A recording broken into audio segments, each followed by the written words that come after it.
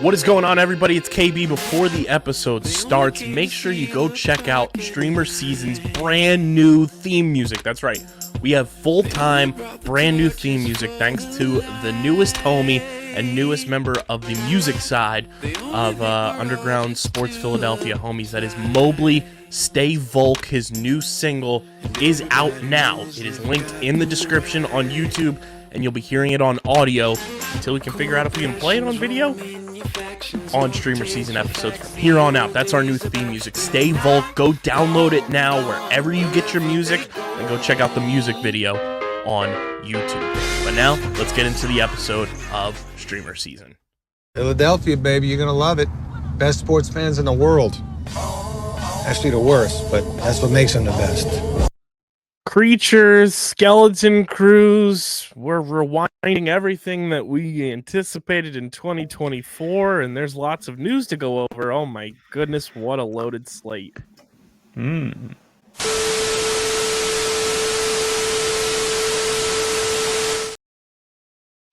Welcome back, fellow streamers, to another edition of StreamerSZN, the exclusive streaming platform TV and movie podcast on the Underground Sports Philadelphia Podcast Network. It's KB and Christian coming at you. We've got a loaded show for you. We're going through the first 3 episodes of the brand new Creature Commandos by our Lord and Savior, James Gunn.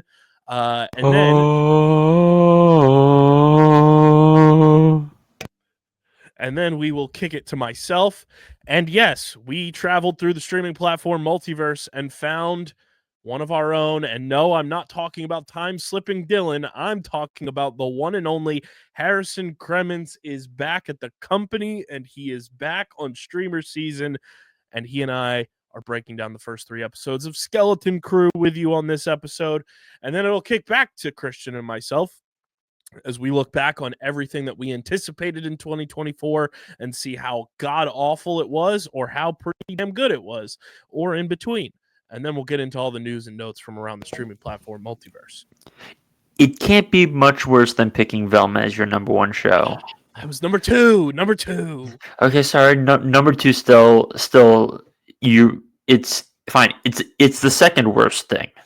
I did pull it up, and I'm looking at it right now. It is far superior to what last year was. I mean, it has to be. Mine's very minimal misses. Mine's very much a mixed bag. And in my defense, some of the things it's just we didn't have a date on them, but yes. we'll get to that when it comes to it.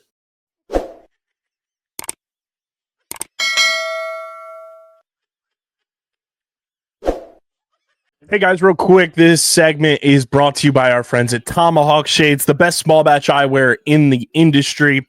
From sunglasses to blue light glasses to prescription lenses, they've got you covered. There's no reason you should be wearing any type of eyewear that's costing you hundreds of thousands of dollars when Tomahawk Shades is providing a better quality for a fraction of the price. Go to TomahawkShades.com or download the Tomahawk Shades app in the App Store or Google Play Store. And when you go to checkout, use our code USP and you get 25% off your next order with our friends at Tomahawk Shades. That's 25% off your next order with code USP at TomahawkShades.com or in the Tomahawk Shades app. And now let's get back to the episode.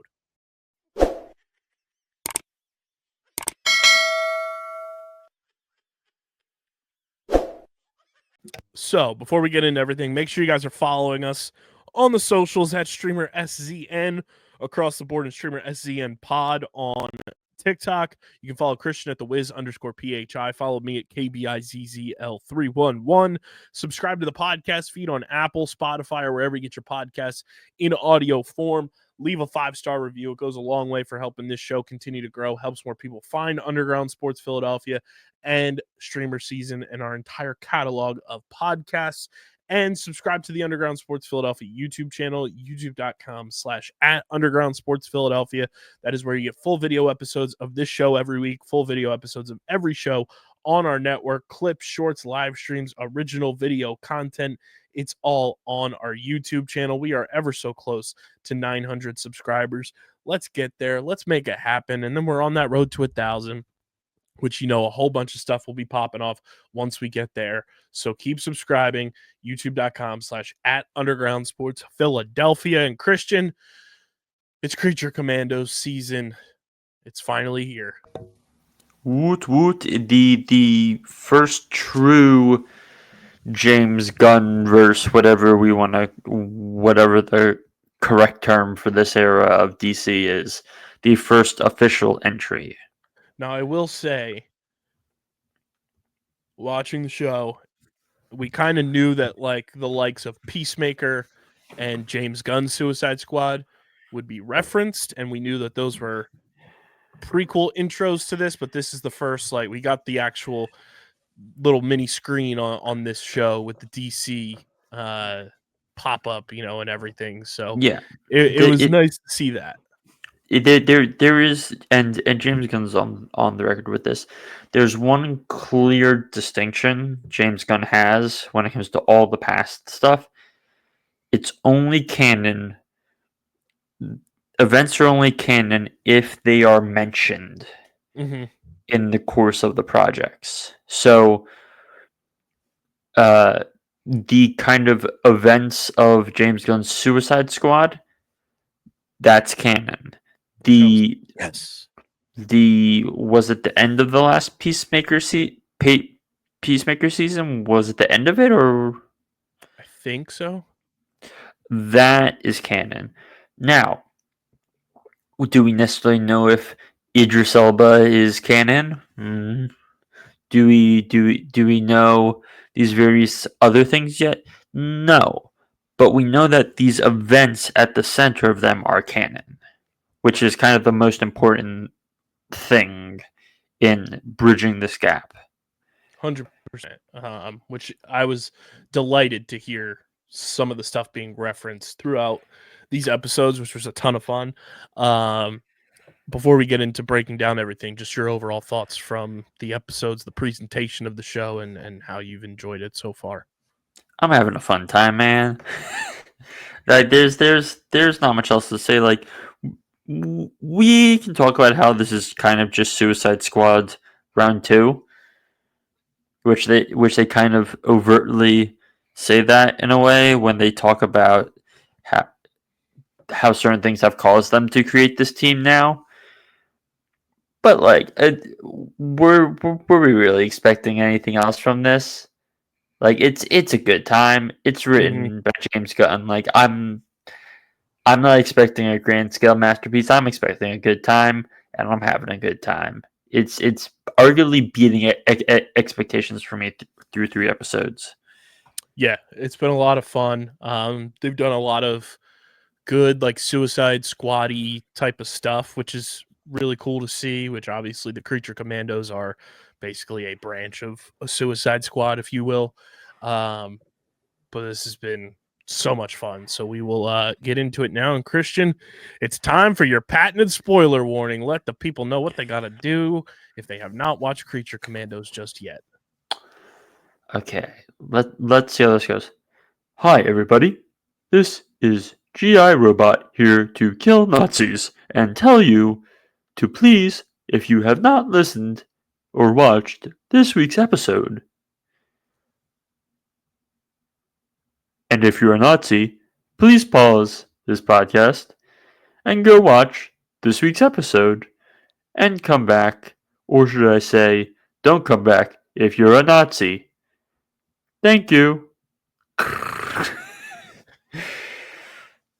Oh, that's so funny. So Making episode it up on the 1, spot. episode 1 of Creature Commandos, titled "The Collie Wobbles," directed by Matt Peters, written by James Gunn. Are you familiar with Matt Peters at all? The name is familiar. I couldn't tell you much. Let's see if there's anything I can pull up. Matt Peters. Orange is the New Black. Oh. Some NCIS Los Angeles. We're really digging deep here. Yeah. Interesting. So directed by Matt Peters, written by James Gunn, episode 1, The Collie Wobbles.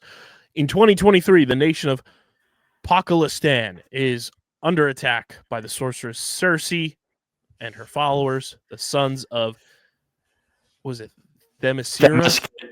Themyscira, I thought it was. Themyscira, that's right. In response to Argus, director Amanda Waller tasks General Rick Flag Sr. with Senior. with entering Pakistan to help their heiress, Princess Ilana Rostovich, stop Cersei due to Congress shutting down her Task Force X program for putting human lives in jeopardy 2 years prior. Wink, wink, nudge, nudge. Hello, Suicide Squad movie. She recruits No. The Suicide Squad. Right. That's She recruits a team of non-human inmates from Belle Reve Penitentiary, the Bride, Dr. Phosphorus, GI Robot, Weasel, and Nita Mazursky, and codenames them Task Force M. After meeting Rostovich, Flag and the team settle in her castle, during which the princess makes advances towards Flag. And later that night, Phosphorus sneaks into Flag's room to steal his remote detonator, which allows Flag to electrically shock the others should they disobey orders. And Flag and Phosphorus get into an altercation, which the former wins. And meanwhile, the Bride, followed by a reluctant Nina, sneaks out of the castle and goes to her birthplace, an abandoned mansion. An old woman living nearby notifies Eric Frankenstein of the Bride's appearance. Okay, so which thing do we want to talk about here first? Do we want to talk about how the first 5 minutes was a pseudo information dump, but also like kind of fun? Which is very Suicide Squad. Very It's Suicide fun. Squad build.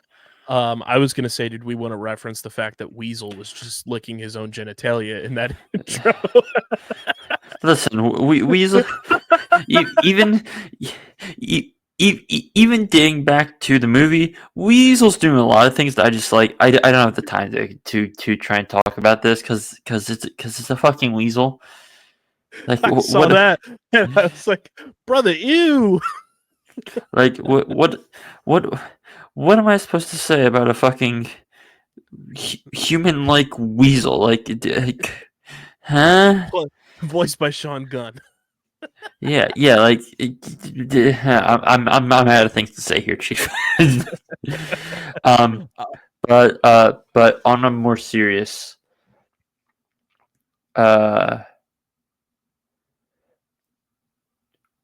opening credits. Really like real Cowboy Bebop energy, I think. For those who know what that intro looks like, if I'm even remembering the Cowboy Bebop intro right, where it kind of has that weird, where it kind of has that like texty style and everything. Mm-hmm.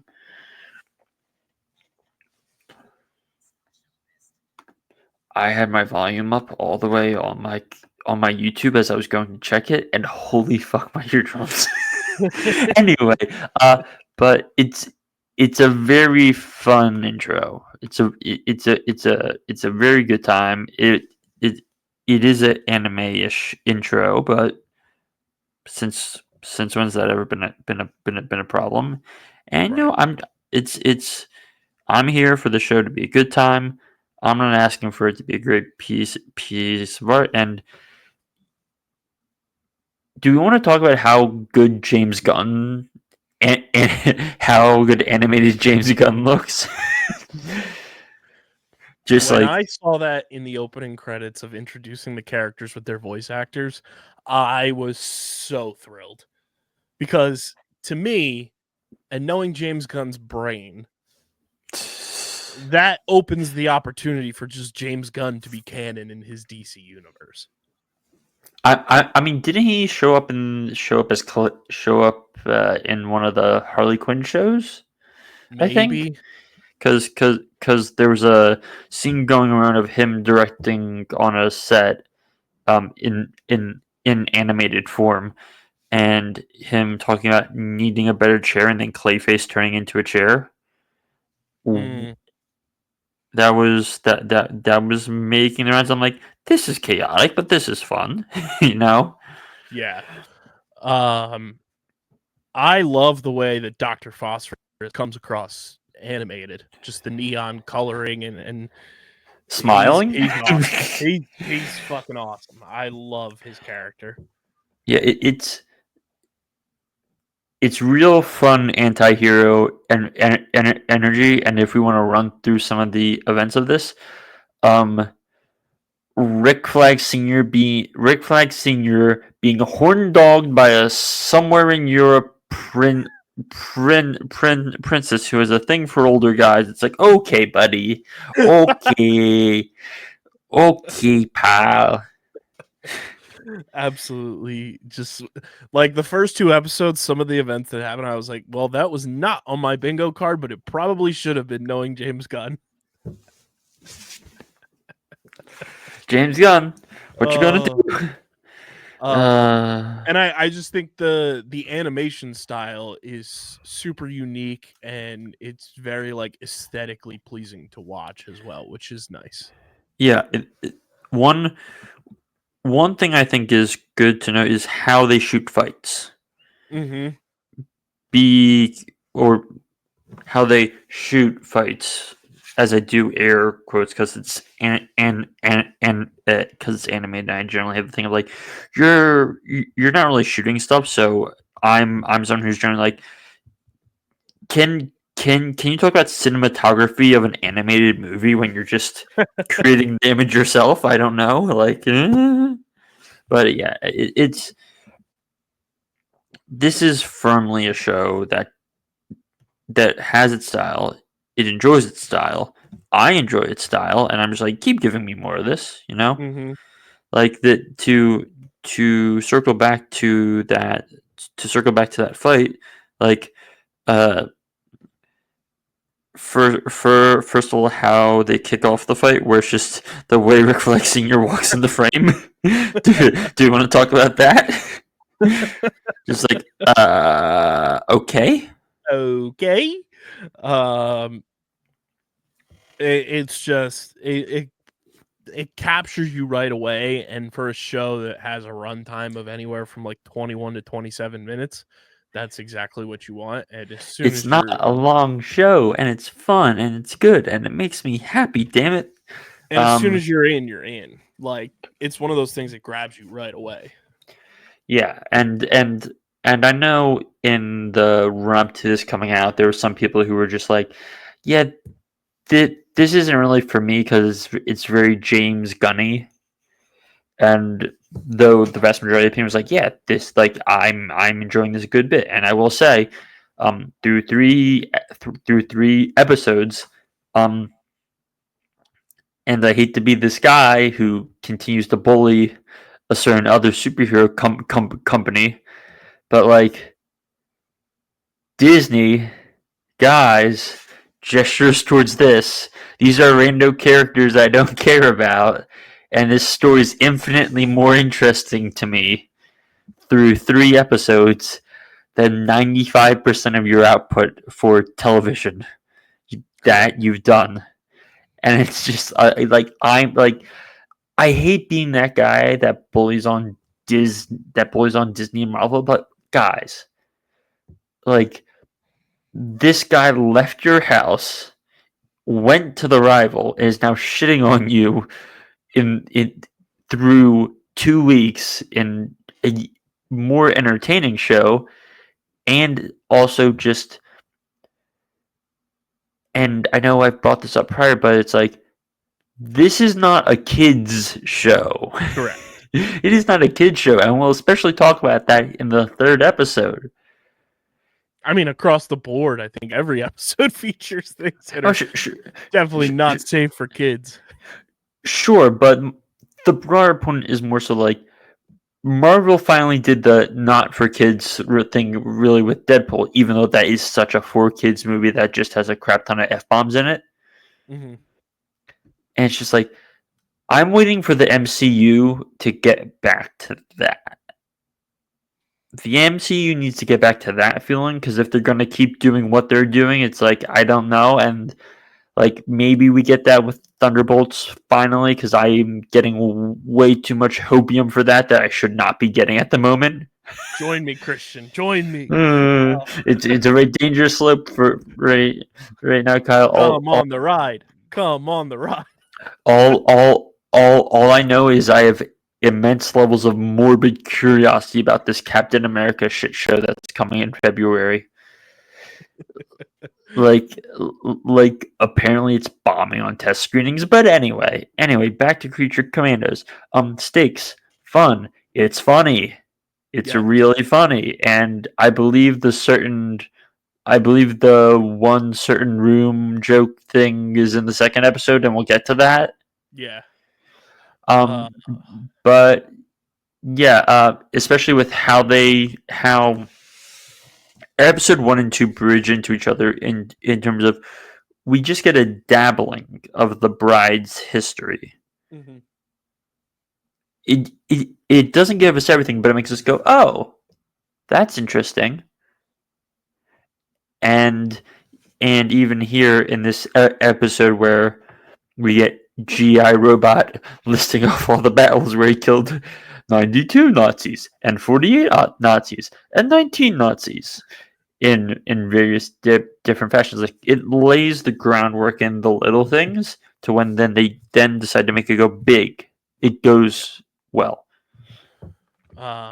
Big fan of how this kicked off and how funny, engaging, and just like it was such a good first episode. Where we are we gonna rank these per episode, or is this a show we're just gonna do the show? Because this Creature Commandos is only a 7-episode series as of now. To me, because this, and I don't mean this in a demeaning way, it's kind of a less serious show. I'd rather do it on a at the end basis, and especially because these are like half-hour episodes. Like, I know we did it for X-Men 97, but like even reading X-Men 97 on these half-hour chunks was a more difficult exercise in my opinion. So when it comes to half-hour shows like this, I just like to do it in one chunk at the end. So we'll move to episode 2, the Tourmaline Necklace, directed by Sam Liu and written by James Gunn. Sam Liu, you look up his entire resume. It's one for the books when it comes to animation, and he's iconic. So the Tourmaline Necklace in 1831. Eric requests that his creator, Dr. Victor Frankenstein, create a bride for him from female cadavers. After successfully doing so, Victor teaches the bride how to speak and function normally, to Eric's dismay. Despite his advances, the bride remains fearful of Eric's presence, causing him to run away. Sometime later, Victor presents the bride with a tourmaline necklace, and the two of them fall in love and have sex with Eric witnesses. Yikes.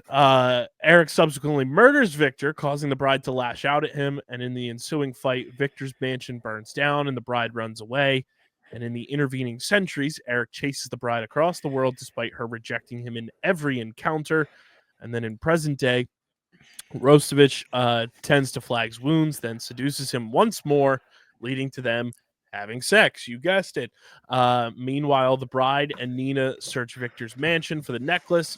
However, they are attacked by Cersei, who was alerted of their presence by her followers. The bride and Cersei fight, though the latter ultimately wins. Nina contacts Flag for assistance, but one of the sons shoots her helmet, breaking it and rendering her unable to breathe. The sons then capture Nina and the bride. You missed the most important thing, though. Scooby-Doo becomes canon. Shaggy becomes canon. Like Zoink Scoob, I'm in Creature Commandos. That was going around on social media, and I saw that screenshot. I'm like, this makes me happy inside, because because it's a fun like 2-second meme that shows up, but you can also kind of defend it in terms of if you look over the years where it's like, oh, if you look back at like the old Hanna-Barbera cartoons, there's like a Scooby-Doo and Batman and Robin team up, which I like have on DVD somewhere in this house, and it's just like it's fun. And this again, the show doesn't take itself that seriously, so you can throw something in for 2 seconds, and everyone's like, "Oh, that's a lot of fun," and we can go, that won't matter at all. It's fine, and we can just move on. Now, if for some reason the Scooby Doo mystery machine shows up randomly and suddenly, Daphne, Fred, Velma, and a talking dog are showing up in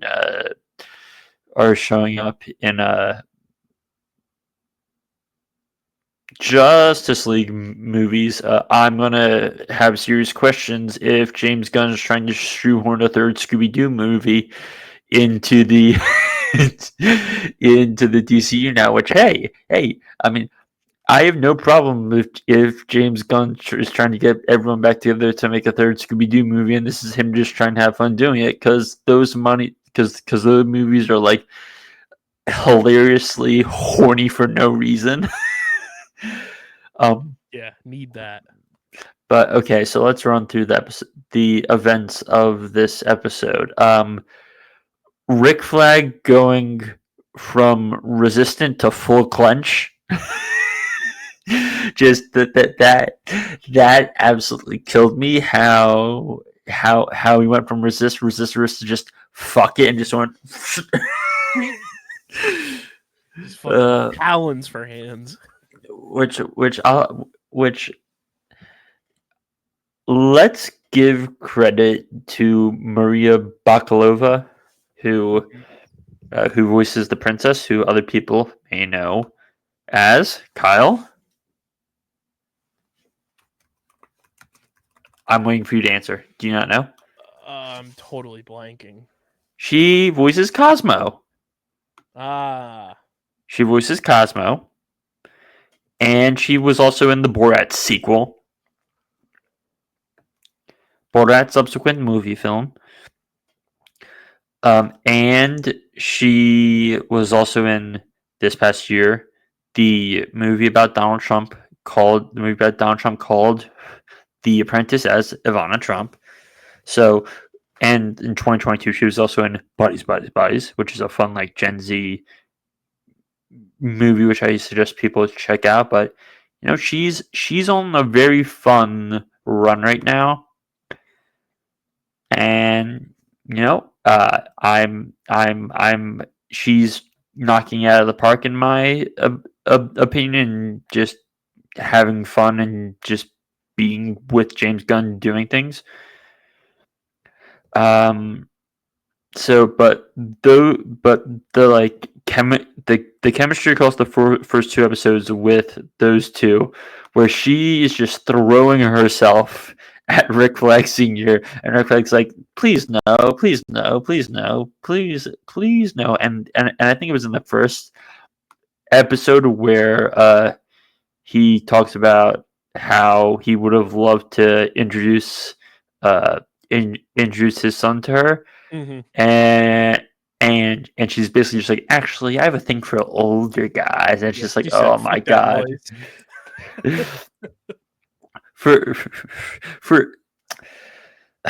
Forget Joel Kinnaman. Give me Frank Grillo. Girl, what you talking about? Have you seen Joel Kinnaman? Anyway, one giant leap for Grillos. So, you saying that makes me also chuckle because Joel Kinnaman is in For All Mankind, which is a show about, well, it's an alternate history space race show. But okay, so we have that towards the start, and do we want to talk about Phosphorus and Weasel just being an absolutely hilarious duo in the hall there, which the fact that Phosphorus makes a comment about giving him 30 seconds, Weasel says some gibberish, and then Phosphorus, who seemingly understands Weasel, is just like true. At his advanced stage, we need to give him 60 seconds. It's just like, brother Christ. Just give him 30 seconds. Give him a quick timeout, and he'll be good to go. And you just hear him fucking grunting in that room. That's what's great is the timing of that is great. Where the guy comes up, they have the exchange, and then everyone just goes quiet as they wait, and you just hear them wait. And then we get to what are your thoughts on the bride's backstory? Because I was watching some people talk about it, and I'm not the most into the comic books. That's more so your thing, but a lot of people were talking about the bride and her backstory. I didn't hate it. I'm not too privy on the Creature Commandos comics per se. I just know a lot of like the characters because they line up with the Suicide Squad. I didn't hate it. It was interesting to kind of see it all play out and the way that they did it. But I wasn't like up in arms, like angry about it. Yeah, it's something that I think is definitely gonna go as it grow over the course of the season as we get David Harbour's Frankenstein. Yeah. I mean, it's which again, great job, guys. Great job. Like, what a perfect role for him. Just exquisite. Between playing Frankenstein and Red Guardian. Congrats, David Harbour. Oh, good. It's so good. And then and then this episode kind of ends on a are they going to be able to save them type thing. Do we want to talk about like how her arms became the wacky inflatable? Yeah, that was like, oh my god. That's another thing I want to say too. Because Creature Commandos are like a branch of the Suicide Squad, I want everyone watching this show, don't get too attached to any character. It's one of those things that you're gonna start falling in love with a character, and you can certainly do that. But don't expect them to survive the entire show. But yes, the wacky inflatable arms was hilarious. All right, so I think that's enough talking on episode 2. Let's hit 3. Episode 3, titled "Cheers to the Tin Man." It's another Matt Peters, James Gunn. Amazing episode. Very good, very very good. In flashbacks, GI Robot joined the Easy Company in fighting during World War II. In the 1960s, the U.S. government handed the decommissioned GI off to scientist Will Magnus for study. In the 1990s, GI is found in an antique shop by a collector, Sam Fitzgibbon, who accepted the former into his home. Eventually, GI learned that Sam is part of a neo-Nazi group and carried out his directive to kill all Nazis and their allies. They're what do they call themselves? The New Socialists or something like that. Also, to circle back to when they're doing the introductions in episode 1, the fact that GI Robot like puzzles out a fucking swastika in the Jenga and blows it ears.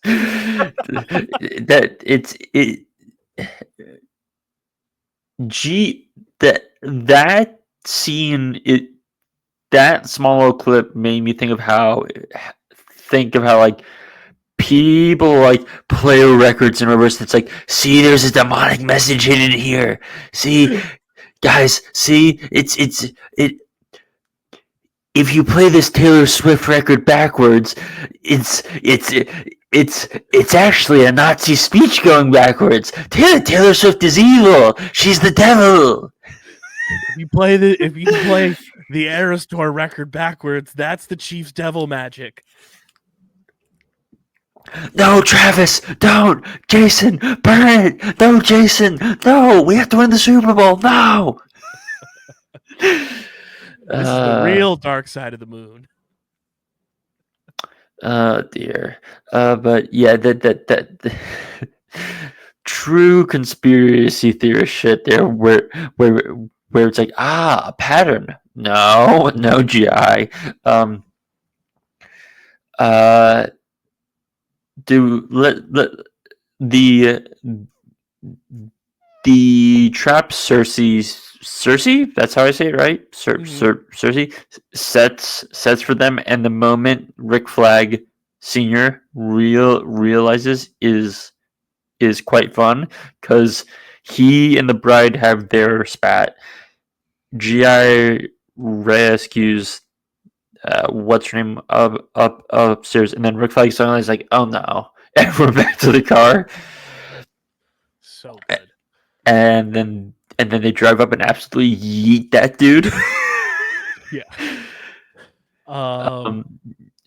And then let's quickly talk about the kind of end of this stage of the GI robot arc.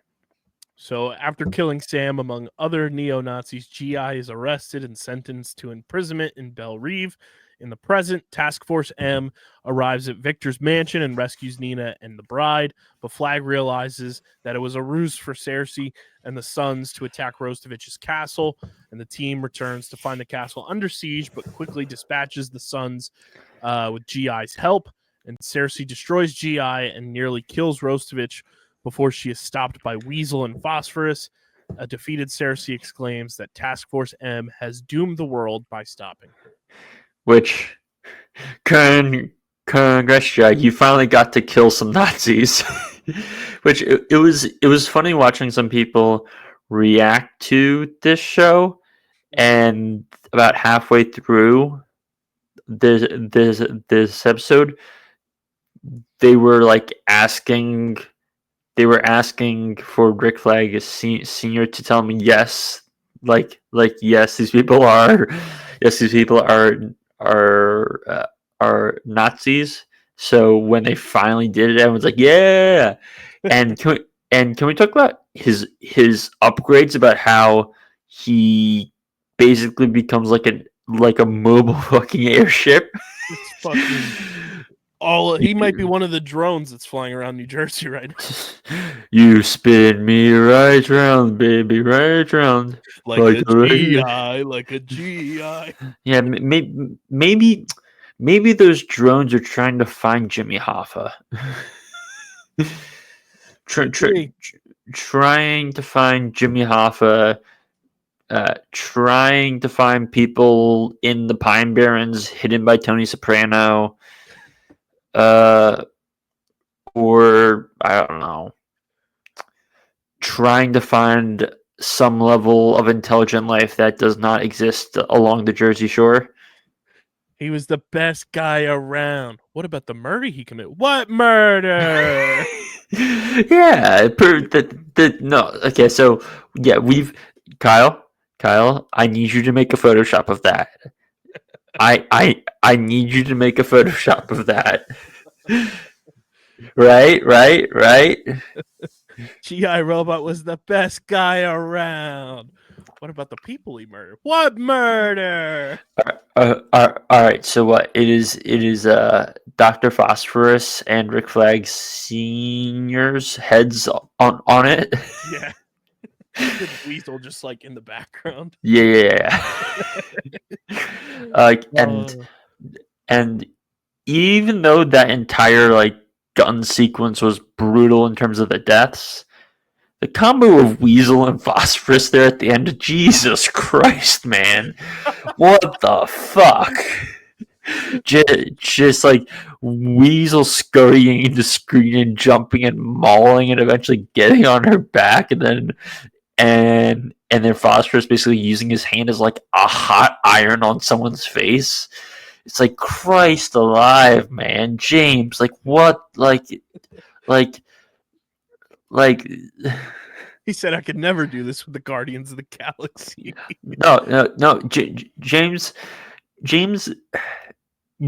quite literally went, I had King Shark eat people whole, but that wasn't brutal enough. Let me turn them into a human grilled cheese sandwich. It's some radiation poisoning problem. Yeah. Ground, Themyscira, Weasel, Phosphorus. Sandwich. Oh, what a great show so far. So much fun. We have 4 more episodes. So what perfect timing that one of them comes out the day after Christmas and one comes out the day after New Year's Day. Yep. I would say purely on vibes right now, I'm giving this an 8.5. Yeah. And I have the titles of the next 2 episodes for you. Hit me. Episode 4 is titled Chasing Squirrels. Oh dear. Weasel? Oh no. And episode 5 is The Iron Pot. I don't know where that one's going.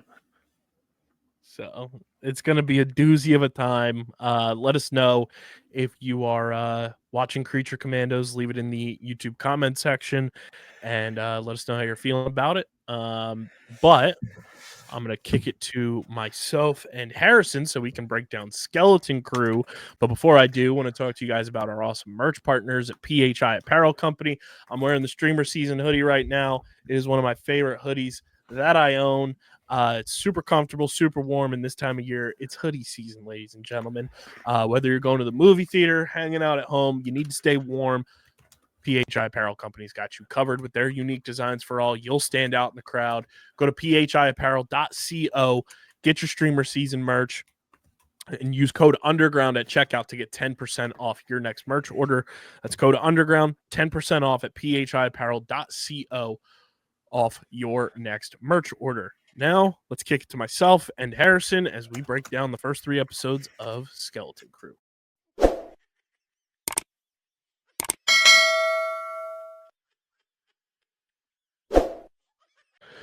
And welcome back, fellow streamers, to a galaxy far, far away. And just like Star Wars found Ezra, StreamerSZN has found a long-lost friend. Harrison is back, everybody. After a long hiatus from the company, he has joined us on the main pod every Wednesday for about a month and a half or so. And now he's making his critically acclaimed return to StreamerSZN to break down Skeleton Crew with yours truly. Harrison, welcome back to the show that started it all for you in terms of your nerd and fandom. Yes, it's good to be back and good to talk about the Skeleton Crew and hopefully a whole bunch of other things down the line too. It's going to be awesome to have you back in the mix on this show. We've got 3 episodes of Skeleton Crew to break down, which is very fun. The show has been a lot of fun so far to watch. If you are a fan of late 80s sci-fi like the Goonies, if you're a Stranger Things fan, if you're a Pirates of the Caribbean fan, and of course, if you're a Star Wars fan, you're going to really, really enjoy this show. And when I say if you're a Star Wars fan, I mean like Harrison and myself, where you're open-minded to the Star Wars universe and you're not by the book. You're not, angry in comment sections all the time, because all of you angry Star Wars fans are a bunch of fucking weirdos. So we're going to break down... We're not nerds. We're not nerds. Yeah. We're going to break down the first 3 episodes of Skeleton Crew, directed by John Watts. For the first episode, David Lowery for the past 2 episodes, so the second and the third. But John Watts and Christopher Ford have written the first 3. They are also writing episode 4 and episodes 7 and 8. And young Joe Wessner will be writing episodes 5 and 6. And so far, just giving our general thoughts on the first 3 episodes we've watched, Harrison, I think this show has a lot of parallels to Stranger Things. If you've seen Stranger Things, you can kind of match up players and characters in this show to Stranger Things characters. There's a lot of the Goonies in terms of like vibes and what's going on, but underrated. And shout out to New Rockstars for kind of like pointing this out in my brain. There's so much Pirates of the Caribbean in this show, and it makes sense. This show is all about like space pirates and spooky haunted ship and Jude Law being a force sensitive pirate space Jedi. It's really fun and a very cool twist on the Star Wars universe, where we still have like the Jedi stuff, which I know a lot of people can grow tired of, and I think you and I can both say we've grown tired of it at points, Yeah. and that's why we've enjoyed The Mandalorian so much in a lot of aspects. But also, it's doing a fun twist on the Jedi stuff where it's not, oh, it's good versus evil. It's, the Force versus the dark side type stuff. And so far, I've been really enjoying the ride they've taken us on. Absolutely. And pirates have been a part of the Star Wars universe for as long as I can remember, at least growing up with Clone Wars and having the occasional episode where the pirates are the antagonists. Mm-hmm. And it's nice to see that we're seeing a side of Star Wars that we haven't seen before. Like this is uncharted waters, and they're taking inspiration from all the Disney properties. I mean, you have the droid who's SM-33, which is a direct reference to Mr. Smee and Pirates Peter Pan. Pirates of the Caribbean music through the background. It just feels you got the like, flintlock pistol noise going off on the blasters, which is an awesome touch to piratify the show. Yeah. And so much of Star Wars have been based on like old westerns and samurai movies. Let's pay homage to the pirate movies now. It's just this again new universe set within a very like well-known universe, and it's a breath of fresh air. I've been digging it so far, and I love that the Force user in the show is not Jedi nor Sith. He's just a guy trying to make his own bag, get his money, and then live the way he wants to live, which is a take on a Force user that's very, very new. And it's just been fun. It's a minor detail, but it is such a great detail. When it comes to Star Wars, like the ships are iconic. You have the Millennium Falcon. Yep. You have so many iconic names for these ships. The ship in this show has an iconic name. I don't know if you've seen it yet or not. It got leaked on Legos a couple weeks ago, but it is on the official Wikipedia page as well. The ship that they are on is called, and it's spelled with a Y, the Onyx Cinder. Ooh. So Onyx spelled like the Pokemon Onyx. Yeah. Cinder. S-tier ship name in Star Wars. I rock with that. That's fun. And I love that this ship is just a piece of shit. Like it's so good. And it's haunted. It's clearly haunted, which is also awesome. It gives this vibe of like all these other ships in Star Wars, apart from like Din Djarin's ship, have always been like a little bit beat up. Like the Millennium Falcon, a little beat up. And that's the other thing. Mando ship is the Razor Crest. Like that's another elite ship name. Like but we've never had a haunted ship before, right? And like in the episode, the third episode, like you hear like very subtly when we have Jude Law's character pull that sword out, which we'll talk about. You hear like a breath, like a ghost almost leaving that body that he pulls it out of. It's like, and like. It gives you it's so cool and like stuff you've never seen before in Star Wars. And I just really hope that later down the line, this doesn't blow over in some like lightsaber duel, because that's been so overdone. Make it a traditional sword fight. Because now that we've seen the traditional sword, like that's right there. Have it like a Force using sword fight, not a Force user's lightsaber duel. And that would just be elite. That would be so sick. Also kind of kind of different from the norm too. A lot of shows prior to and post COVID have filmed in Atlanta, especially when it comes to like Marvel, and we've seen a lot of shows down there filming in Atlanta. This show's production location was LA. Oh, well, back to basics. Yeah, back to the basics there. But this episode, also, for anyone who doesn't know, and if you're entrenched in it like Harrison and I are, Skeleton Crew is necessary viewing if you are locked into the Mando-Verse, because the show is in that universe. I am almost certain it's going to be part of the Mandalorian movies that we will get, which is going to be fascinating from what we've seen so far to see how this connects into the Mando-Verse. I've had a couple theories, which we'll talk about later on in this segment, but absolutely loving the characters we've gotten so far. Oh, yeah. We have Wim, who's a human boy from the planet At-Aten.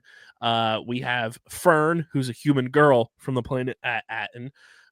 We have Kiriana Crater, who plays KB, who I have just a perfect place in my heart for, is a human girl, and she's friends with Fern from the planet At-Aten, who wears a cybernetic visor connected to an implant on her head.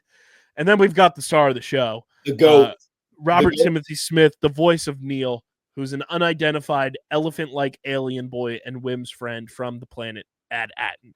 Those are your four main, crew members. Those are your Stranger Things. You want to talk about Dustin, Mike, Will, and Lucas. That's kind of your crew there. We have Nick Frost, who is the voice of SM33. Who is just perfect. First mate. He's a decrepit droid and the first mate of the Onyx Cinder. And then, of course, the star of the show, Jude Law, as Jad Nana Wood, a Force user who allies with the children. Law described Jad as a quick thinker who uses his charm to get out of different scenarios, which we have definitely seen so far with his screen time. I love the casting so far. They really meshed together really well, and I'm enjoying them a lot together as a crew. Yes, and the kids are acting their roles really well. It's always a risk taking on kid actors because they're young. They don't know quite how to get the chops all the time. And sometimes you could tell that they're just like reading the lines, not putting they're putting everything into it. But since they're that young, it's hard for them to really draw emotion out of it. But these kids are doing a damn good job at what they're doing. Jude Law is Jude Law. You can't say much more about that. And Nick Frost brings this breath of life to a droid that I've never seen in a droid in Star Wars before. He's got that pirate swagger to him. Grizzled, pirate voice. It's so good. But yeah, and in the third episode that we watched, we get voice acting from the ever so legendary Alfred Molina, which is great. But we're gonna break these down. If you have not watched Skeleton Crew yet, Christian is typically accustomed to doing this, Harrison, ever since Christian and I have kind of been hosting the show full time. Christian does our ever so patented spoiler warnings, where he takes on a character. So I'm going to try to do my best pirate voice, and we're going to give you the spoiler warning for Skeleton Crew. Yar, if you haven't watched the Skeleton Crew on the Disney Plus yet, pause this episode of StreamerSZN right at this moment. Go watch the first 3 episodes, you swashbucklers, and then come back and we'll take you through a galaxy far, far away with a pirate twist on it. Yar. Yar. That is my ultimate goal, is to be able to voice act in something one day. And that was off the top of the dome. That was a new one that I can add to the bag. So pretty impressed with that one. So let's do episode 1. Titled "This Could Be a Real Adventure," directed by John Watts, written by Christopher Ford and John Watts. And our summary breakdown goes like this: somewhere in outer space, I feel like that's a twist on in a galaxy far, far away. Yeah, somewhere in outer space, you just see that scrolling on the screen instead. Somewhere in outer space, Captain Silvo leads a raid on a ship. I loved this opening sequence. Yeah. This opening sequence of the pirate raid was just so good. And it set the tone perfectly. Yeah, it was, them raiding a ship, hoping to find gold, them being warned, we don't have gold here. And then all of a sudden, nice little mutiny on our hands. And hang on, Cat, get your ass down from there. Yar, get your arse down from there, you silly little swashbuckler. Come here. She's going to be a very special guest. She's the little parrot on my shoulder. she's the thing crawling into S33's eye. Yeah. When no currency can be found, his crew member Brutus incites a mutiny. And on the fairly modern planet of At-Aten, which I tweeted this from the StreamerSZN account, the meme where it's like society if, and then you insert whatever you want it to be. That, I think, is the inspiration for At-Aten. It looks exactly like the society if blank meme was real. which really adds to the Treasure Island vibes of this planet. Yes. I really think that is the inspiration. This is just Treasure Island, but Star Wars, or Treasure Planet, but Star Wars. Yeah, that's a good call too. Very good call. On the fairly modern planet of Atten, Wim and his friend Neil prepare to take aptitude exams to determine their future. Wim implies that he wishes he were a Jedi, despite Neil's retort that would be impossible. Meanwhile, truant students Fern and KB spend most of their time riding a hover bike around town, which is absolutely badass. I love their hover bike. It's so cool. And when Wim misses the bus, he takes his own bike but falls into a ditch where he discovers what he thinks is a Jedi temple. He is found by a droid who takes him to school, but is subsequently admonished by his workaholic father, Wendell, who parallels Joyce in Stranger Things. Yep. Who tells him that he needs to make up the exam with only a 50% curve. Wim convinces Neil to visit the temple with him, with Fern, who overheard his claim, and KB following along as well. The group find a hatch and enter, only to learn that this is really a long abandoned spaceship. Wim pushes a button that activates the ship, lifting them away, and Wendell can only watch in horror as the ship takes his son and friends deep into space. I also loved the scene when they're in the ditch, Neil and Wim, and you hear the "Who do you have a crush on in school?" and Neil yells the girl's name. That was perfect. That was perfect, like middle schooler kind of vibe too, because you're freaking out. You hear someone like, "Oh my god, we're getting caught, we're getting busted," and then something random's thrown out there, and you automatically just answer what comes to the top of your head. And then KB's like, "Oh, sorry, forgot to turn the voice modulator off." She made me do it. So good. This episode was so fun, and it I know I'm going to continue to say this, so I apologize to everyone. It parallels a lot in Stranger Things, where when they go off in this ship, that's the equivalent of going to the Upside Down. Yep. Like, it's so cool, the parallels there. And if you watch it kind of in a Stranger Things lens, you almost appreciate what's going on more in this show to a greater degree. And if you put it through like a Goonies lens or a Pirates of the Caribbean lens, or like Harrison said, like Treasure Planet or something like that, like it just adds dimension to what you're watching on the screen. Absolutely. And I love that they did the workaholic father who definitely loves his kid, but is having a hard time showing it because of his work schedule. I mean, it's a very overdone trope, but they're doing it in such a way that is like newish. Yeah. Like, Cat, God damn it, stop. Cat, I'm gonna need you to get off the counter. Roger, Yeah. Roger. I'm gonna need you to calm down. Just get your ass down. We're gonna need you to calm down here. This is a direct order from the supervisor. Yep.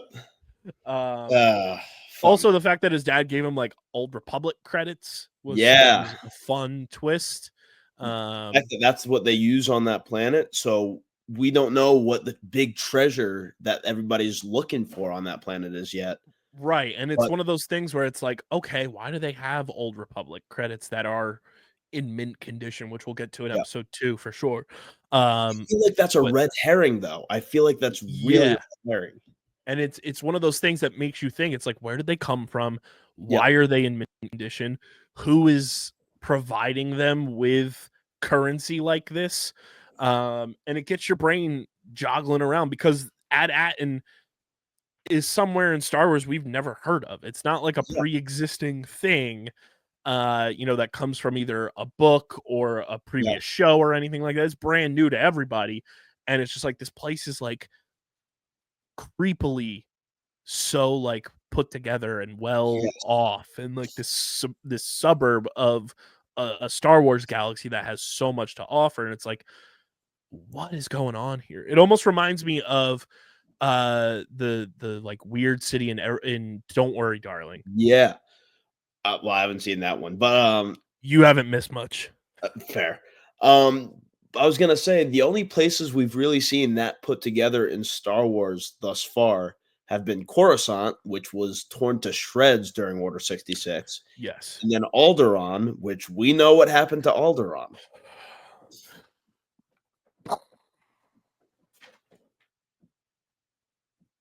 Yeah. Yeah. Which we'll actually get to in episode 3.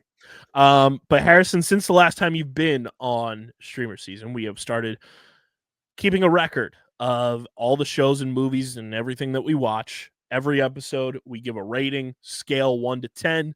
You can give it a flat rating, you can give it a decimal rating, and then we keep track to kind of see how our overall score at the end of the show stacks up with how our average of what we gave each episode ranks. So for Skeleton Crew episode 1, what is your rating? I'm just gonna give it a flat rating. I'm giving it a 9. It was very good. I mean, it feels like a mix of something we've seen before, but something we haven't seen before. Like, and just done very well. The CGI looked amazing. The use of practical effects on Neil. Also, again, Neil, the absolute GOAT. Neil is our king. Neil is our king. I got to bring this up to Christian because we'll have to get you in on it too. Our like most anticipated projects for 2025 in terms of movies and shows. We have to come up with something. We got to figure out a great name for it, but like a Hall of Fame for like characters and shows and everything. Neil's first ballot unanimous. Oh, absolutely. I mean, he's wholesome. He's fun. He's just a chill guy. He's just a He's just a chill guy. Here, you want to go outside? Go outside. Go outside. I had to banish the cat to the Sarlacc pit.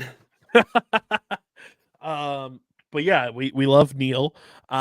This by no indication is a bad score that I'm gonna give this. It's just a pilot episode, and I think for a pilot episode, this is a damn good score. I'm giving it an 8-1.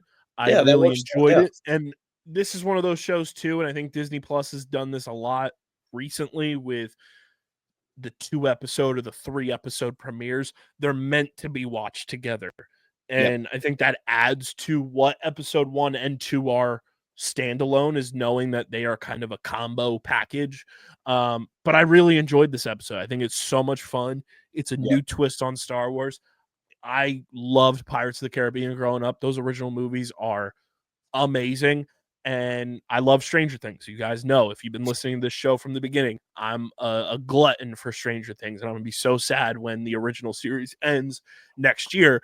But this show rocks. I'm enjoying it a ton. And we're going to break down episode 2, which is titled Way, Way Out Past the Barrier.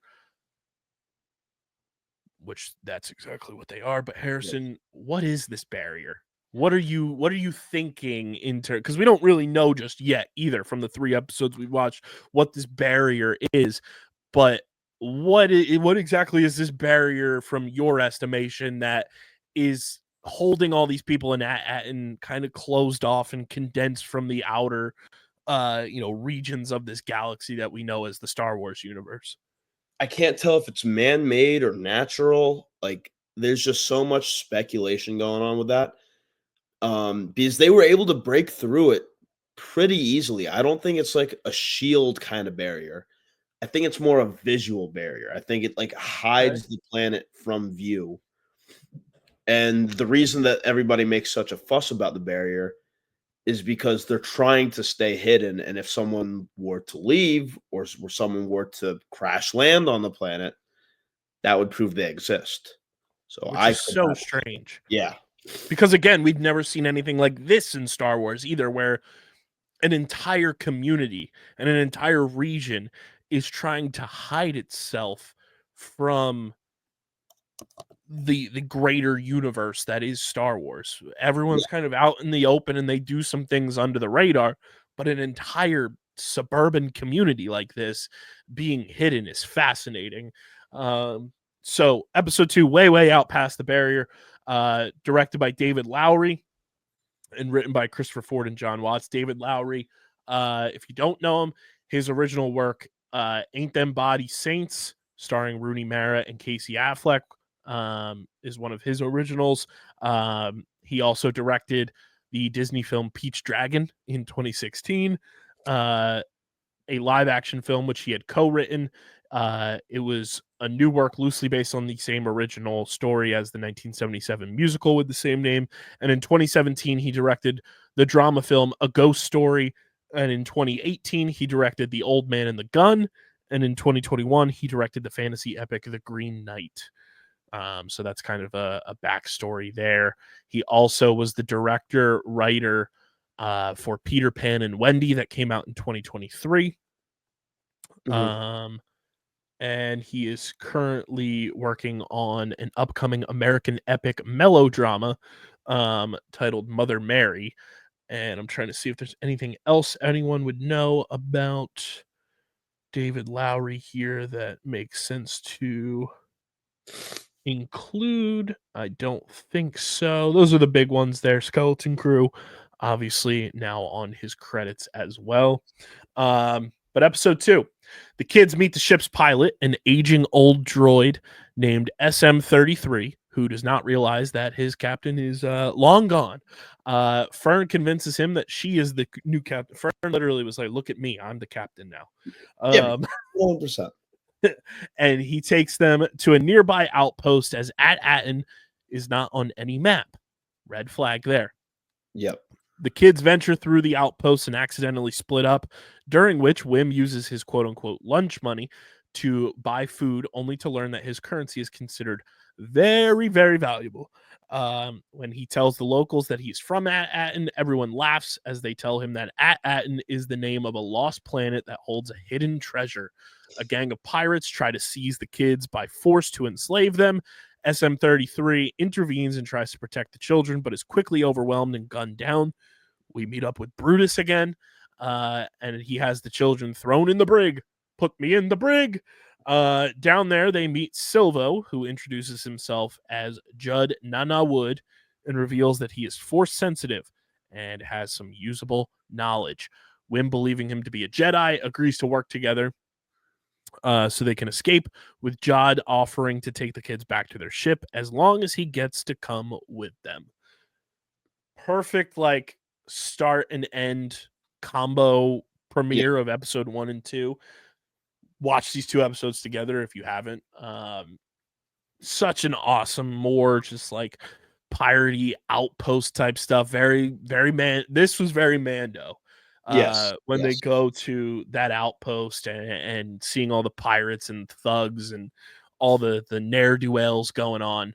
I also don't know if you noticed in that outpost area, Eric Voss pointed this out in his Easter egg breakdown. There are like the things that are on Ahsoka's head, hanging from the thing there. Which Eric was like, I hope this is just like a tapestry or something. Otherwise, it might be like hunting for sport of Ahsoka's people. That's a very dark twist that I was not expecting. Very dark. Oh, good lord. I love the hodgepodge of them like blasting at each other. It was very like the cantina vibes of, you know, Greedo and Han being in there with all the thugs. It was a new age kind of look on that.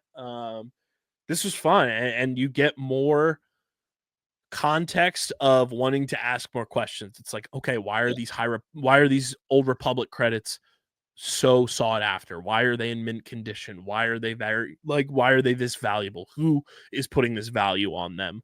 Why is At-Aten not known and believed to be fake? And what is this treasure? Like, it opens up a whole Pandora's box of questions that hopefully the show will answer by the end of the show.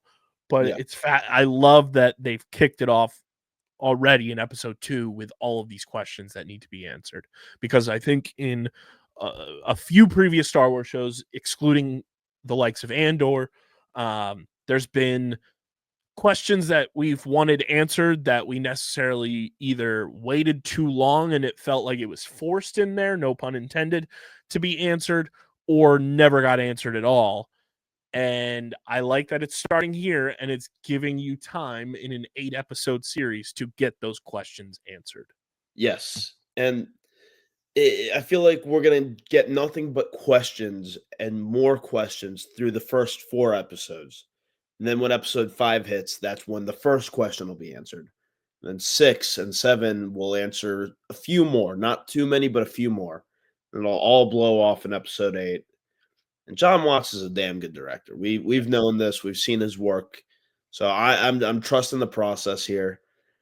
And man, I love that scene where they're just firing off at each other. And then my favorite part of the episode though was when I forget the captain goes, throw them in the brig. Yes. And I think it was Neil. Neil goes, "What's a brig?" It was We just love Neil. We love we Neil. love Neil. He's just a wholesome little king who doesn't know what the hell's going on. It was And so perfect. it was. And it was the perfect like pirate trope of like, oh, let's send this little rat creature to go get the key, and then he Yeah. just runs off, and it's like the like, dog in Pirates in the Caribbean. yes, it was perfect. This episode was awesome. Perfect pairing episode. Yeah. How do you rate episode 2, Harris? Same way I rated episode 1, since it's a pair. You got to give it a flat 9. And it was just a very enjoyable watch, something I was not expecting. Yeah, I'm gonna give this one an 8.2, just a little bit higher than the first one, which is right in that same stratosphere as the first one. It's a perfect pairing episode. They do you get the Jude Law reveal at the very end, which is perfect. Everyone was like, "Oh, when's Jude Law gonna show up?" Boom, There right he off is. the rip, and you get going perfectly. Yeah, so far so good with this show. We got one more episode to break down. Which is titled Very Interesting as an Astrogation Problem.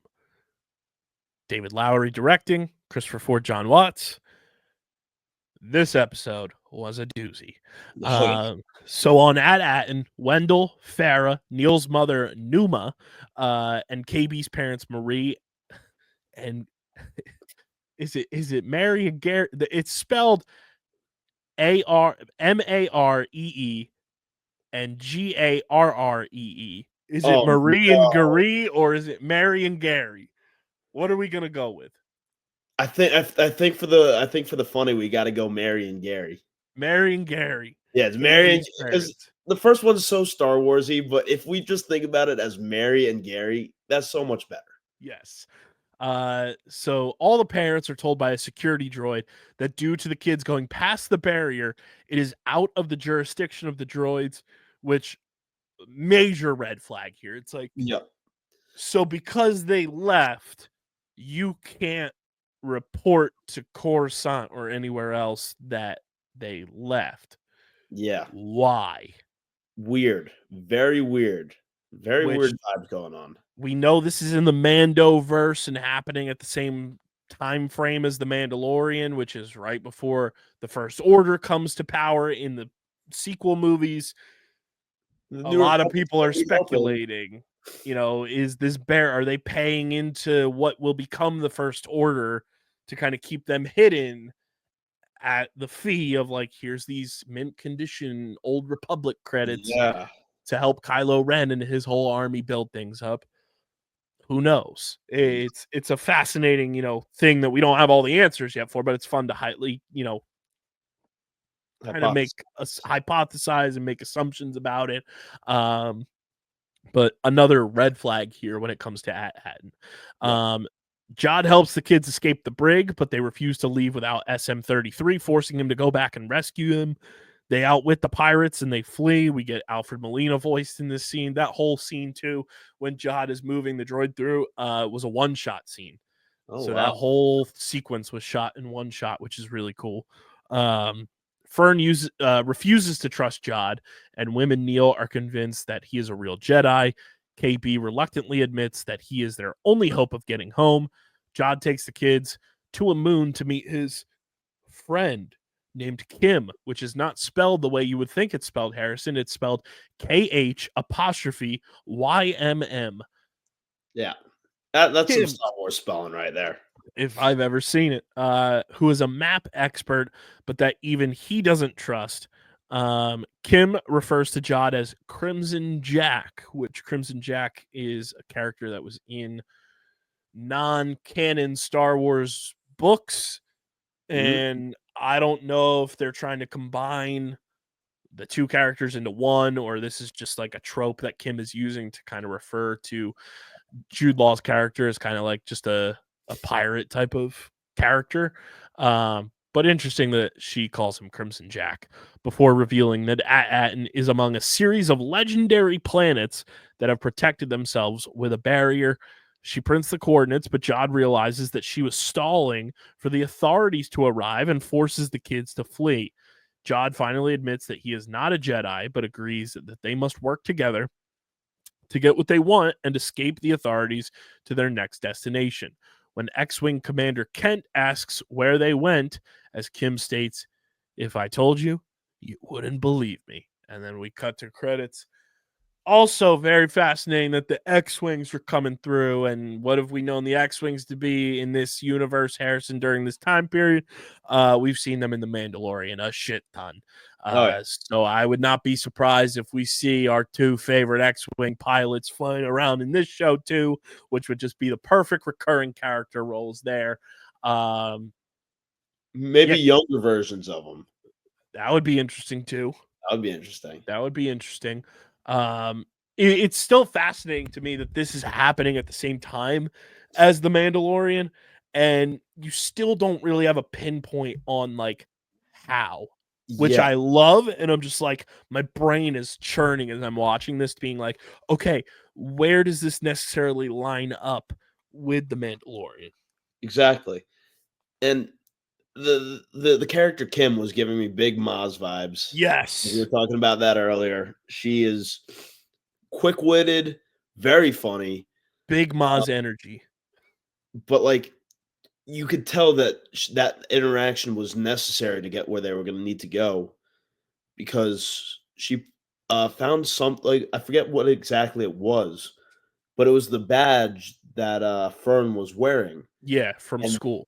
Yeah, and it was something to do with the Old Republic. Yeah, which was very interesting. Another major flag that Aten is living in a different time. And then they pull out that map, and that image at the bottom of the map is the same image that's on the wall in Fern's house that you see, which is also fascinating.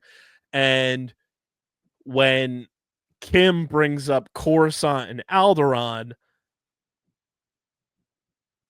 the kids don't know about the war that occurred and Alderaan going kaplooey, and that just makes you go, huh? Yeah. Like, they're that guarded by this barrier. Like, you've got a diehard Jedi fan who has no idea about Luke Skywalker or Darth Vader or any of the major players that just happened. Like, they don't know an entire planet got blown up. Yeah. How, like that. And if you're a neighboring planet, wouldn't you feel some after effects? Right. And it was fascinating that they broke things down when she's going through this whole process, and they get it down to 10,000 planets. Yeah. And that was 99.9%. How many planets are there in the Star Wars universe? Crazy. But it just made me think, it's like, okay, where exactly is this barrier? Where is Aten? Yeah. And how, for so long, have they been able to control what comes in, what goes out? And I'm not even talking people or ships or anything, but just information and knowledge of what's going on and how they're rewriting history almost for these students at this school and what they believe to be truth. And which Jedi are these kids looking up to? Right. That's a good point too.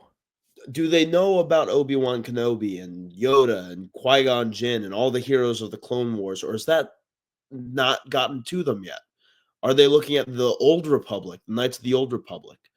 Do they still think there's like a whole bunch of Sith and not the rule of two or some? And it's just fascinating to think about that they're that sheltered. Yeah, like this episode in particular really like got my brain in a pretzel, just thinking about all the different aspects of Aten, these kids, what they know, what they don't know. Yep. Why is Aten so valuable? who is funding to keep this place protected like this? And if it is such a hidden place, how does everyone that it gets mentioned to know that it exists, but they Yeah. don't know how to get there? And again, I think those Old Republic credits, I said it earlier, they're a red herring. This treasure that they're talking about has to be something related to the Force. That's at least what I'm thinking. I think maybe it's a way for anybody and everybody to be able to use the Force. Is as the old adage goes, the Force is within everybody, but only a select few are able to harness and use it. Maybe if you go to Adden and stay there long enough, you are able to use the Force, and it's just been hidden from the people of the planet so that they don't, become Sith or Jedi or Force users. So they talked about Atten having like this mine, right? Yeah. Oh, maybe it's kyber crystals. That's exactly where I was going, because you remember when they do that overhead look, there's that like dome building. Yes. That maybe that's the entrance to the mine, and maybe there's kyber crystals. Because remember in Andor, the homie had the kyber crystal, and that was like our first look in live action of one. Maybe that was where my Clone Wars brain was going, because you have the kids going and getting kyber crystals to build their lightsabers. We have kids, they're protecting them from this, maybe. Yep. And maybe Atten is the place of kyber crystals, and that's why it's so valuable. It could be that too. What if it's like that planet with the father, the son, and the daughter from Clone Wars? Now you're speaking my language. That would be insane. Like these just whatever the big administrator is, maybe that's just some major Force user or something. Yeah, the supervisor, which is also a fascinating thing, that they have like these security droids, and it's like, who is this like Wizard of Oz character behind the curtain of Atten, and it's the supervisor. Like, is it somebody we know in Star Wars lineage? Is it somebody new? Like, I'm hoping that's also fascinating. Like, I really hope they continue this trend of like things we haven't seen before in Star Wars. Make it someone new. Like, unless it's like the Force ghost of Qui-Gon Jinn or something. Like, hear me out. Mace Windu. The supervisor, kind of hidden, kind of pulling the strings from behind the curtain. What if it's Thrawn? Yo. Oh shit. Thrawn got reintroduced in Ahsoka, chilling on Dathomir. We saw Thrawn building this whole army up on Dathomir. Maybe it's going on at the same time as the Mandalorian era. Ahsoka is in that timeline. What if the supervisor is Thrawn, and this is somewhere that he's pulling the strings of, and they're going off into hyperspace. We don't know where Thrawn and Ezra went throughout this whole journey that they were on from Rebels to live action. I think what if Atten is one of the places that they ended up going to, and Thrawn kind of was like, hey, I'll make sure you guys are safe from everything as long as you pay into me building a protection for you, and that's my army. I think you just cooked a 5-star meal right there. Clip this. Clip that. Chat, clip this. Chat. Did we just cook? Chat, we're not cooked. We just did the cooking. Like, what if it's Thrawn? Like, that makes so much sense from someone in the shadows who doesn't want to be like, Thrawn was a name that like people knew he existed but didn't know where it was. Yeah. People know Atten exists but don't know where it's at. I see it. There's a lot of parallels there, and if there's this barrier, what is the last thing we saw Thrawn intertwined with? The fucking witches of Dathomir. They can conjure up whatever the fuck they want. Oh, maybe this barrier is some voodoo magic from the witches of Dathomir. Yeah, I like it. I like it. I think you're absolutely right, honestly. Like, I don't know. Some math is mathing right now. Math is absolutely mathing. And my thing is, like, if this show is going to be intertwined with the Mando universe and be going on at the same time as this, that's a way that it could be intertwined easily. Yes. Because Yes. Thrawn is going to be a big bad. Moff Gideon is going to be a big bad. Like, get Thrawn more interjected into this thing. And we know Thrawn has gone on a fucking hyperspace adventure. Yeah. But we don't know where they went. And I'm sure I'd be stunned, Harrison. I'd be stunned if we don't see them damn force whales Oh, I'm sure. once again. I want to see those force whales again so bad. They're so cool. Like, I'd be stunned if we don't see them when these kids and the Onyx Cinder get back into hyperspace and everything. Yep. Now, here's my thing 3 episodes in. We know that Jude Law's character, space pirate, ready to rock and roll with whoever. Yep. Do we trust the character? No, absolutely not. I think he's giving Long John Silver vibes.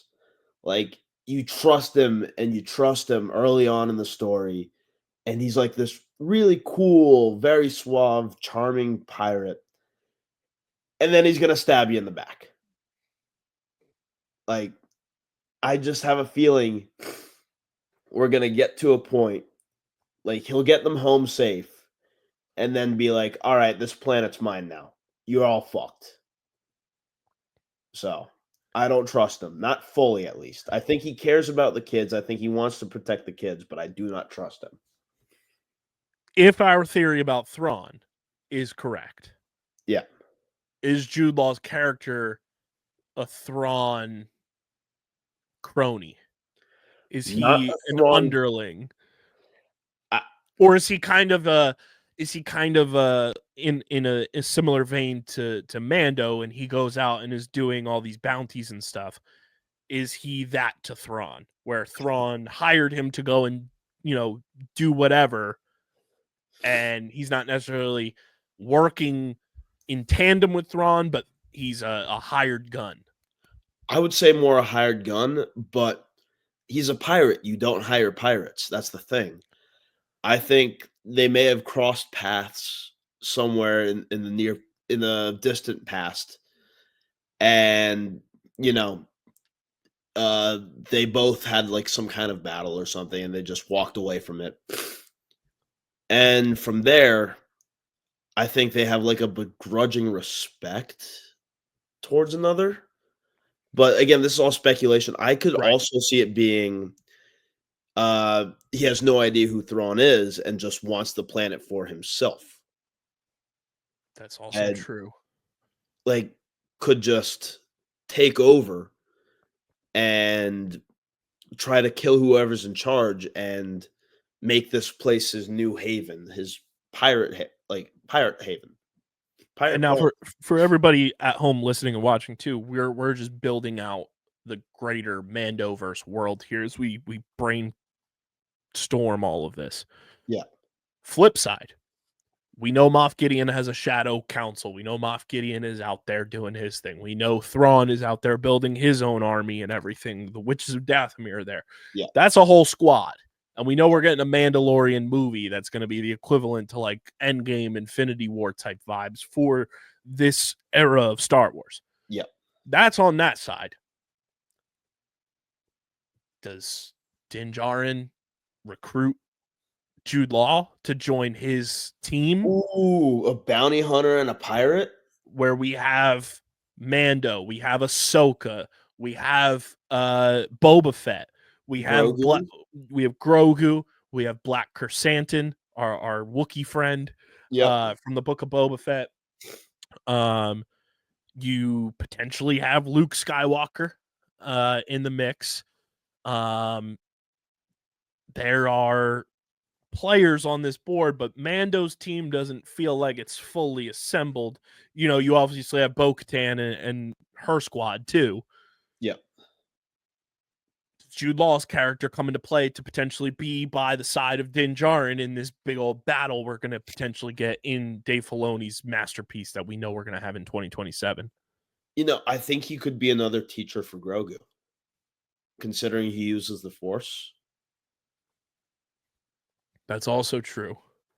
And I mean, as long as he gets a ship and a license to do whatever he wants, because again, he's a pirate, you can't really trust a pirate. I could see him joining the squad, but on a very temporary basis. That's true. I'm trying to think of other players from the Mando-Verse that we've seen so far. Well, there are characters we haven't seen either. I mean, Han Solo is still around, and if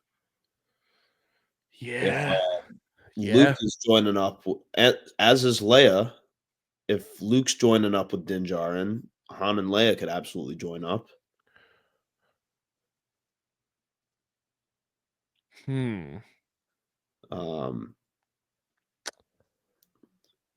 mean, Kylo Ren's still a kid at this point, too. Yeah. Maybe there's like a little backstory where he was friends with Grogu or something. There's so much from this that now has my brain going. Oh yeah. And next week's episode is going to be a certified banger for everyone that doesn't know. The Oscar winning the Daniels are directing episode 4, which if you don't know the Daniels, they are best known for beginning their career as directors of music videos, which include ones for Houdini by Foster the People and the ever so famous Turn Down for What by DJ Snake and Lil Jon.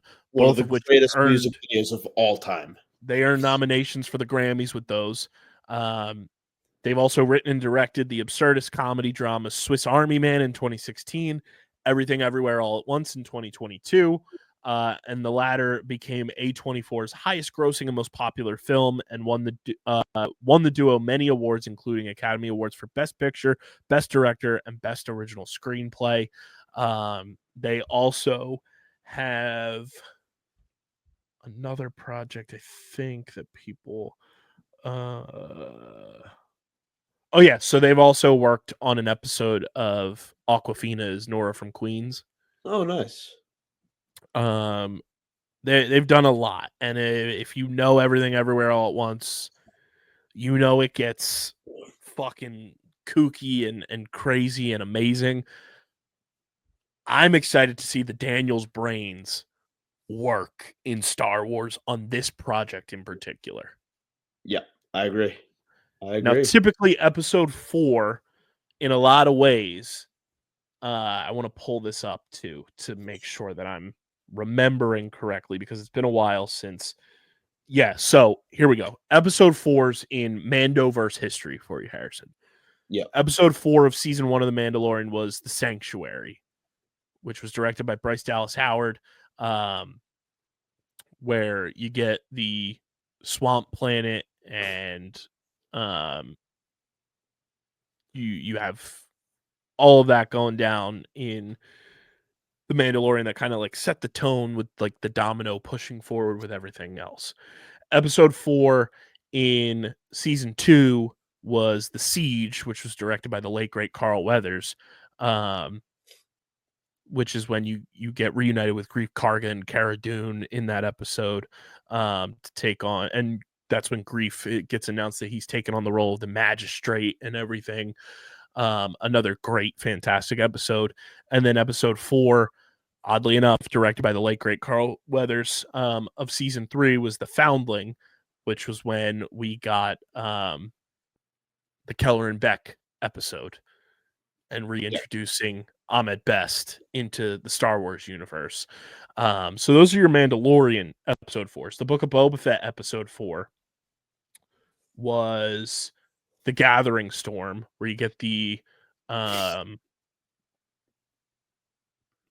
news that everything is being run by Bib Fortuna, and you get the Trandoshans in the Sanctuary, and you get the Sarlacc Pit revival story there. Other banger of an episode. Ahsoka episode 4 is Fallen Jedi. And you get Balin's location, and that is when you get the scene where she is on that mystical plane and connects with Anakin Skywalker. Episode 4s in Star Wars shows and in Marvel shows typically are blockbuster bangers. Yes. Oh, and the fact that we're getting it directed by the Daniels I'm has expecting me stoked. crazy visuals.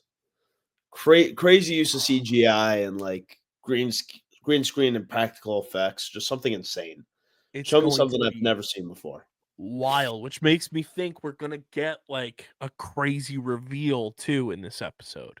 Yeah, this episode is where it's going to tie all together. 100%. So yeah, that leaves us with one more rating, Harrison. Episode 3. After we just cooked, what are you giving episode 3's rating of after you've given straight 9s for the first 2? 9-1. Just keep it simple. I think it was better than the first 2 episodes, and it was a whole lot of fun. So yeah, 9-1. I am going to give this episode an 8.6. I really enjoyed it. There's a lot that evolves from this episode that you can take away, and the fact that we just cooked up a potential plot line for this thing from 3 episodes is crazy. The show's super fun. It's not like anything we've seen from Star Wars in a long time. I think it's already outdoing a lot of what The Acolyte did. And you guys know when you heard us breaking down that show, how we felt about that by the time that show ended. Harrison, for context, I gave The Acolyte an overall score of 6.7. Christian gave it a 4.4. Christian's one of the harshest raters out there. We were not the biggest fans of The Acolyte. For raters, we've got someone who's very harsh. We've got you, who I think is very fair, and then me, who's probably very over generous. There's a lot that I will get over generous with too, and I'm keeping my ratings moderate right now, simply from being burned by The Acolyte, and from a Marvel sense, we were burned by Secret Invasion. One of the biggest disappointments I can remember, because it should have been so good. It was silver platter to be a dynamite show, and they absolutely had it blow up in their face. But I'm also tempering it because I want to see this show be great. Exactly. And we're so invested in the Mando-Verse as it is. Like, that's a show that got this podcast really going and means a lot to this show. So we want to see the ultimate payoff, like, be there and another installment into that universe be meaningful. And I'm loving every second of it so far. I'm so excited for the next episode. It's going to be electric. We have episodes 4, 5, 6, 7, and 8 left. And Harrison, the crazy part is we get an episode on Christmas Eve. Ooh. And we get an episode on New Year's Eve. Beautiful. Which is just perfect. That also means we get episodes of a certain other show that we're going to be talking about at some point. Christmas Day, New Year's Day. Which our Christmas Eve episode, Jake Schreier, who is directing the Thunderbolts, he's directing that episode. So that's right after the Daniels. And then the New Year's Eve episode is the ever so legendary Bryce Dallas Howard. Whew. And then we get Lee Isaac Chung in the first episode of the new year, and then John Watts to close out the series on January 14th. We're loving this show. I think it's absolutely electric. It's a new take on Star Wars that is adding so much depth to what Star Wars is. It's a galaxy far, far away. And there's so much to the Star Wars universe outside of sand and light versus dark and force versus dark side and Jedi and Sith and all of that. And I think that's what The Mandalorian captures so well. And I just had another thought too before. So when they were on that planet in episode 2 and the dude was getting the tattoo. Yeah. It was the same tattoo that Jabba the Hutt has. Ooh. Maybe the Hutts are kind of controlling like the piracy Ooh, because we saw the Hutts come through in Book of Boba Fett too. interesting. That's another little spin. I still like my Thrawn theory a lot. I like that a lot. I'm going to be clipping that for sure. But maybe there's some Hutt stuff too, because that's an interesting little nugget there. That tattoo is the same that Jabba the Hutt has, and it was a different species getting a tattoo. Yeah. I Hmm. don't know. That's ooh. Hmm. Let us know in the YouTube comment section. Harrison and I are going to be breaking down Skeleton Crew week over week for Yes, sir. Streamer Season. And like Harrison mentioned, Creature Commandos we'll also be talking about. And we'll get Harrison's ratings for that show so we can add them to the index once we break it down. Commandos. Whole bunch of And it's a fun time right now. We are locked and loaded here on Streamer Season. It's good to be fully back in the swing, Harrison. It's great to have you back on the show. great to be back. We got a lot coming. So leave us your thoughts, theories, and everything in between in the comment section. I've also been thinking about opening up a voicemail line for this show too, just for people to kind of spew their thoughts on shows and movies they're watching. So let us know if you want that as well. But now I'm going to kick it back to Christian and myself, and we're going to go through all the news and notes throughout the streaming platform Multiverse. So don't go anywhere. Stay locked and loaded, and we'll see you for Skeleton Crew again on the next episode.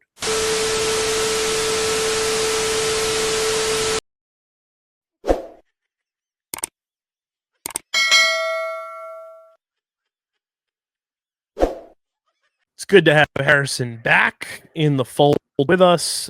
Skeleton Crew is a ton of fun, and I think you'll enjoy this, Christian. Next week's Skeleton Crew episode is directed by the Daniels. So it should be wacky and wonky, and I'm waiting to see all the googly-eyed space rocks that we possibly can see. But we are going to dive into Rewind season, which is the segment that we do on this show every year around this time of the year, where we break down everything that we had on our most anticipated lists for the year that was, see how well it stacked up, and next week we will have our most anticipated watch list for 2025. But our Rewind season is brought to you by Paramount Plus. We love Paramount Plus. They are truly the best. And Christian, by the time everyone's listening to this show will be streaming on Paramount Plus, and that is Dexter Original Sin. Witness the beginning as Dexter's darkness first comes to light in Dexter Original Sin, streaming December 13th with the Paramount Plus with Showtime plan. When his bloodthirsty urges can't be ignored any longer, young Dexter Morgan must learn to channel his inner darkness as he transitions from student to avenging serial killer with the guidance of his father, Harry. And guess what, everybody? You know I'm going to show you the trailer for it right here. So have a look-see. Dexter Original Sin, baby. I am a killer, but I wasn't born this way. I was made by my history, by the people around me.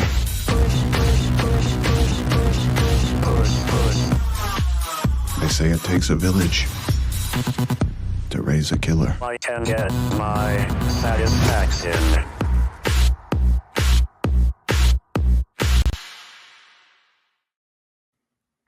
Creepy Christian Slater. That song just hits every time. Benny Dexter. Benassi, everyone. Dexter Original Sin is streaming December 13th with the Paramount Plus with Showtime plan. Get started today. Use our link in the description to sign up for Paramount Plus with the Showtime plan and stream Dexter Original Sin starting December 13th with the Paramount Plus with Showtime plan. All right, Christian, it's Rewind season. We got a number of things to discuss and look into that we were anticipating for 2024. I have my list, mostly shows here for the people. Not a lot of movies were on my list, but I do have my shows. We did end up watching quite a number of them. It's not as bad as last year. I'll put it that way. I will say. Yeah, I will say, and I'll say this from the start. my list isn't bad. It's just a lot of things I would say disappointed compared to the hype level. So, and now I'll start with one of my two of my honorable mentions. One of which I would have put on the list if I knew the release date 100%, which was Slow Horses season 3. It all blends together at this point, but it's probably my favorite show on TV. It's going to be very high on my list when we talk about it next week. But Slow Horses, and then kind of regretting this now, but I didn't have the Penguin on the top 10. But that's also kind of because we literally hadn't seen anything about it at this point this past year, and we really didn't know what we were fully getting. So it was like if you were putting it on the list, you were kind of just like flying blind and hoping. And all due respect to Matt Reeves and co, but I was just a little hesitant, and I feel a little upset that I didn't go for it now. Did you have any notable honorable mentions? My honorable mentions were Fallout, which I never got around to watching, but my parents watched it, and my dad loves it, which I would have never expected. So I watched like the first 2.5 episodes, and like it is good. I had a good time. I'm not overly motivated to go back and finish it, but it's good. I did have the Dune show because at the time we didn't know the title of it. I just haven't started watching it yet. It's got mid reviews. I had this on there, but it didn't end up happening this year. It's happening next year. I had whatever the Marvel animated series was going to be, which is going to be The Eyes of Wakanda next year. Just didn't happen this year. And then I just was waiting for this to fully finish. I had the Bad Batch season 3, and now that it's fully done, I'm going to go through and watch it all at once. Those were my honorable mentions. All right. I'm going to start with my number 10, which is The 3 Body Problem, which was the big Benioff and Weiss show. It was good. It wasn't great. It was a little messy at times. And again, for something of those showrunners with that much hype behind it, it just kind of underwhelmed. And while I probably wouldn't have it on my top 10, I don't necessarily feel bad because it was Netflix's big swing this year. What was your number 10? I think I had more than 10 on my actual list. 1, 2, 3, 4, 5, 6, 7, 8, 9, 10, 11, 12, 13. I had 13. Geez. Some of them didn't happen this year, though. So I'll say those off the rip that didn't happen this year. Just do 13 through 10. So I don't think I put them in order. I was just rattling them off. Okay. But this one makes sense that it's the last one on the list, and I'm glad it's the last one on the list because we were both disappointed by it. The Acolyte. Yeah. I had a lot of expectation for that, and it just fell very, very flat and into a galaxy far, far away. And then the next one, we weren't sure if it was coming out this year, but it is out, and we're currently watching it, and it's Creature Commandos. So I had it lower because we weren't sure of the release date, but so far, so damn good. Something similar to that is going to be my number 9 when we get to it. The next one had an asterisk because, again, we weren't sure when it was coming out, but now we know it's coming out this year. Squid Game Season 2 just has not debuted yet. And then the other show, oddly enough, that has not come yet, but we know a release date now, and it'll be on my list for 2025. It's Daredevil Born Again. Yeah. My number 9, just for the sake of speed, was Squid Game Season 2 because we literally didn't know if they would actually be able to get it out by the end of this year. If I knew it was going to come out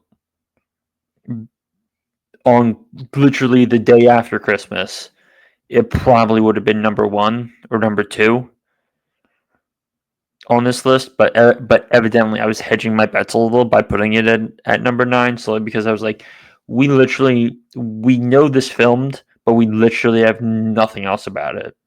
Yeah.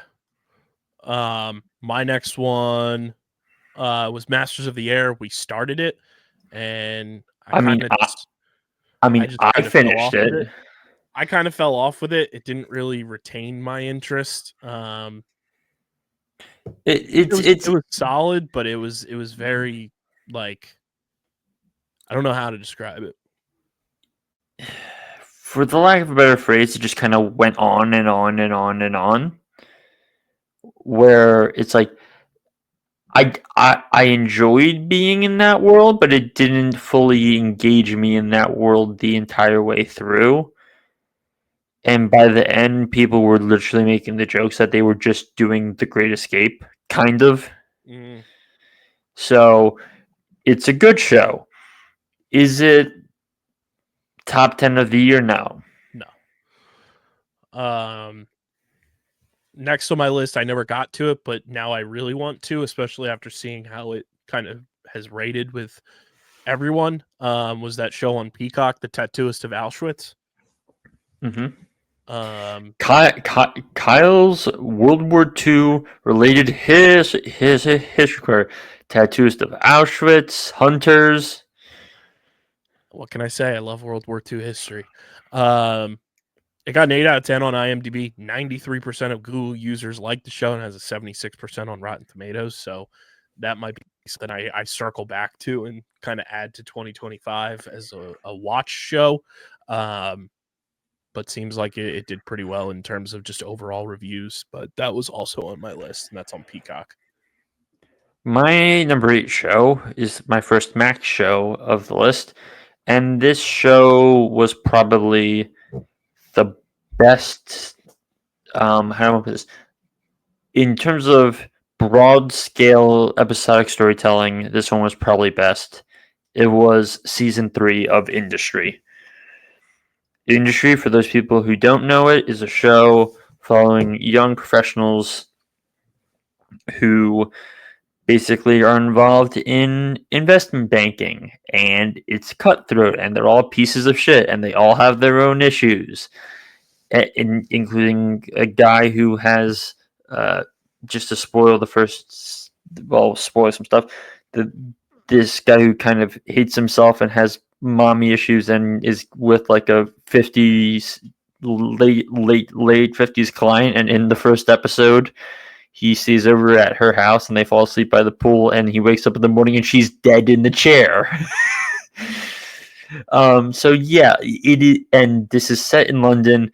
It's a really fun British show, and I can't wait to see where the next season goes. I'm excited. I hope more people check out Industry. It has some amazing performances.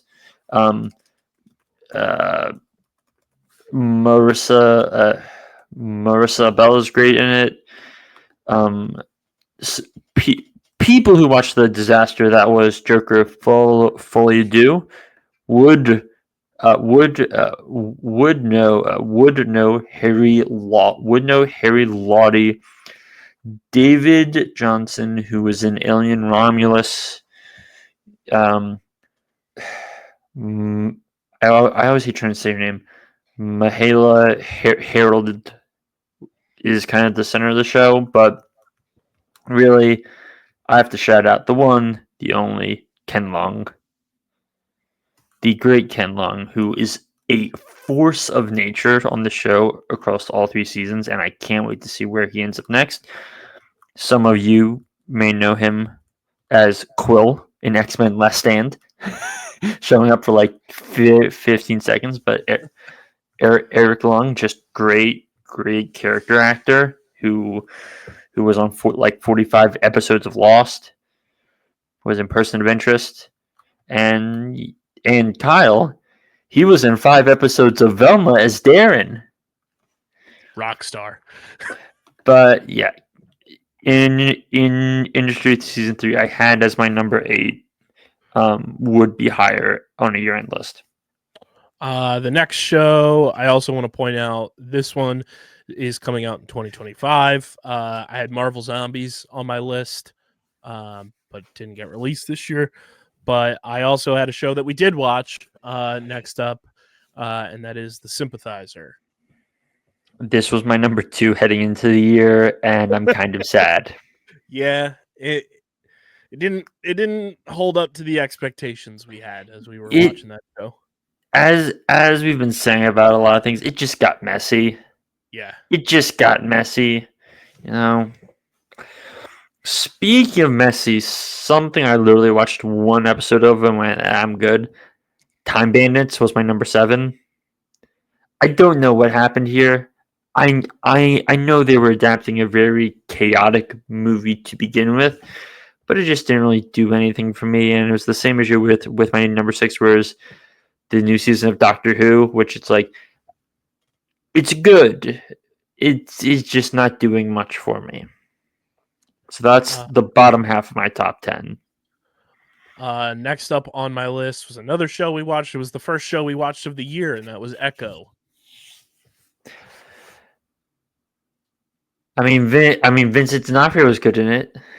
Yeah, I think the main characters were good, and it was one of those things that you could tell episodes got cut from it, and I wish that they would have kept those episodes in because I liked the way that show was shot. I liked the tone of that show, and if Marvel can give us an expansion upon stuff like that, which we hope we see in Daredevil as well, I'll be happy. I liked the way that show went, and then obviously it just felt like it was too short at the end. But there was a lot of elements that I enjoyed about Echo, as well as the next show on my list, which was this is how long ago we did this, Christian. December 14th, 2023, right around this time last year. It was still titled at the time Agatha Darkhold Diaries. 3 names ago. 3 names ago, and almost a year ago.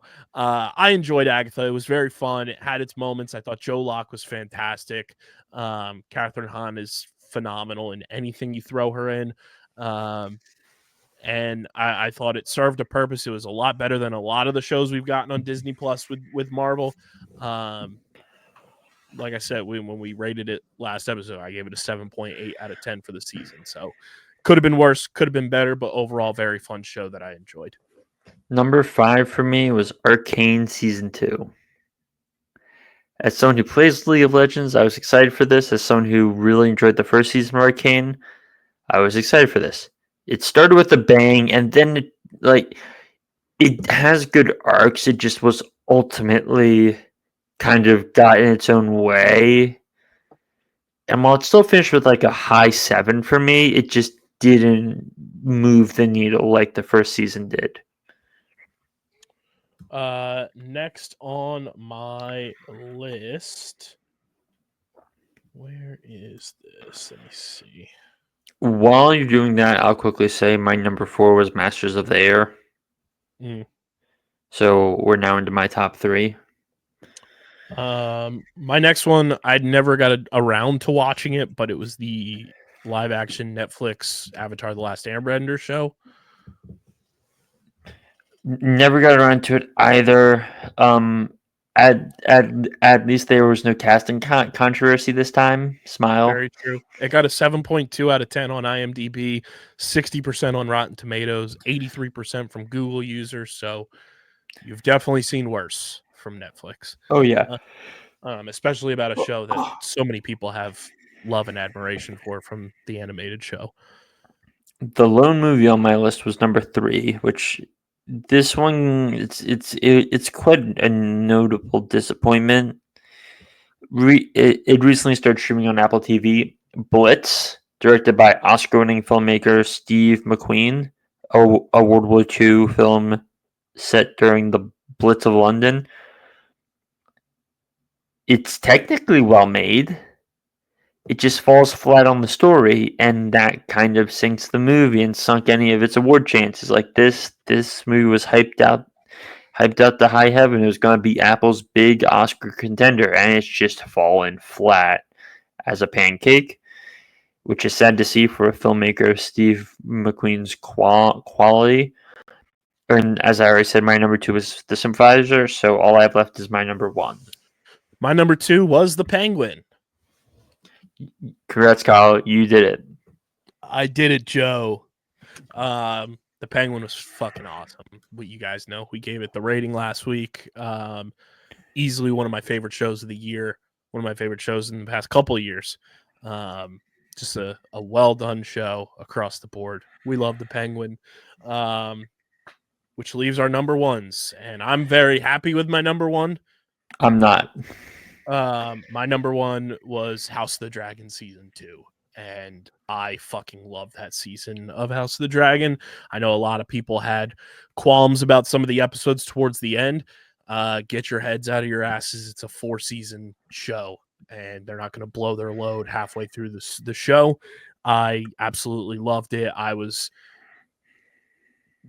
doubly invested in this season more than I was last season, and it was so enjoyable. The ending had me ready to run through a fucking brick wall, and I can't wait for season 3. I absolutely loved it. My show, on the other hand, is a show that had arguably the most reviled 4th season of a show I can remember in The Boys season 4.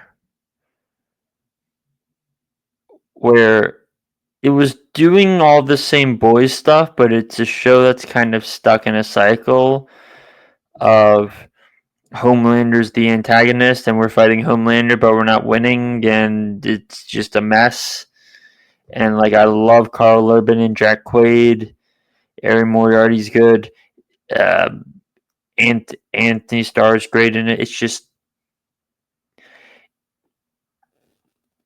I have to make the comparison here to Succession, because Succession had this thing where they kept trying to beat their dad, but they couldn't beat their dad. But it was like that for basically every season. But eventually they got somewhere in the end. But those always felt different and more interesting, whereas here it just kind of feels like they're just going in circles, and it's a little sad. Yeah, I could see that with a show that's wrapping up next year. Hopefully it gets the payoff for you. But That's yeah, our top 10 streaming stuff. Yeah, which means next week we dish out our most anticipated for 2025. If I may quickly jump on, because I also did the top most anticipated movies. I did my 10. Number 10 was Challengers. That hit well. That went well. Number 9 is Nosferatu. I have to wait about another 12 days to see that. Cannot wait. Twisters, number 8. Had a great time with that. Furiosa, number 7. Had a great time with that. Gladiator 2, number 6. Had a good time with that. Top 10 really no, but you know. Number 5, unfortunately, got punted to 2026 with the untitled Jordan Poole movie. Motherfucker. Number 4 was Blitz. Yikes. Number 3 was Megalopolis. Double yikes. Number 2 is the most circle-jerked David Zaslav "You're Pissing Me the Fuck Off" film, not named Coyote vs. Acme, in Mickey 17.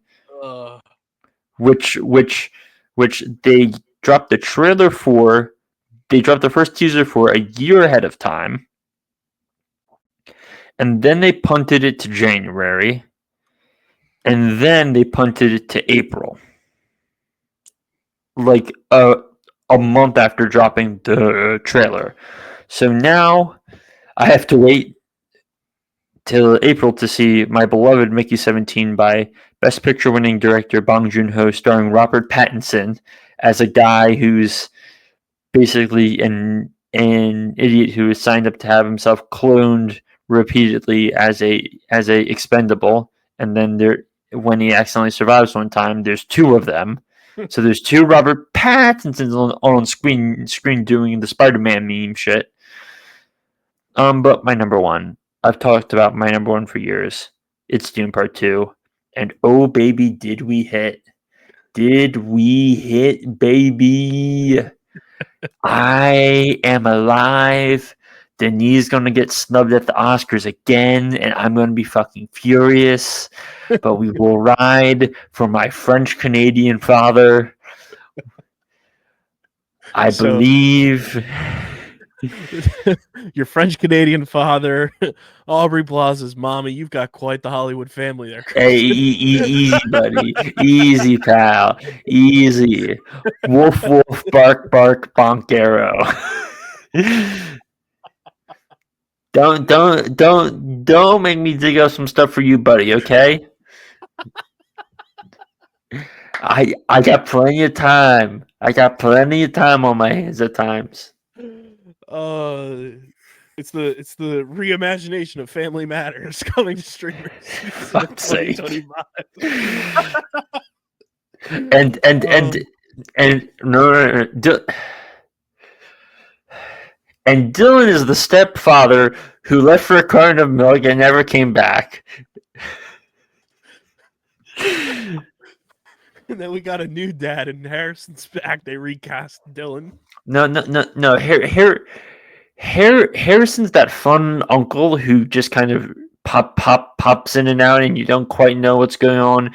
Maybe he went to jail for a period of time, and now he's back. You know, strange stuff is going on, but like he's always a good time.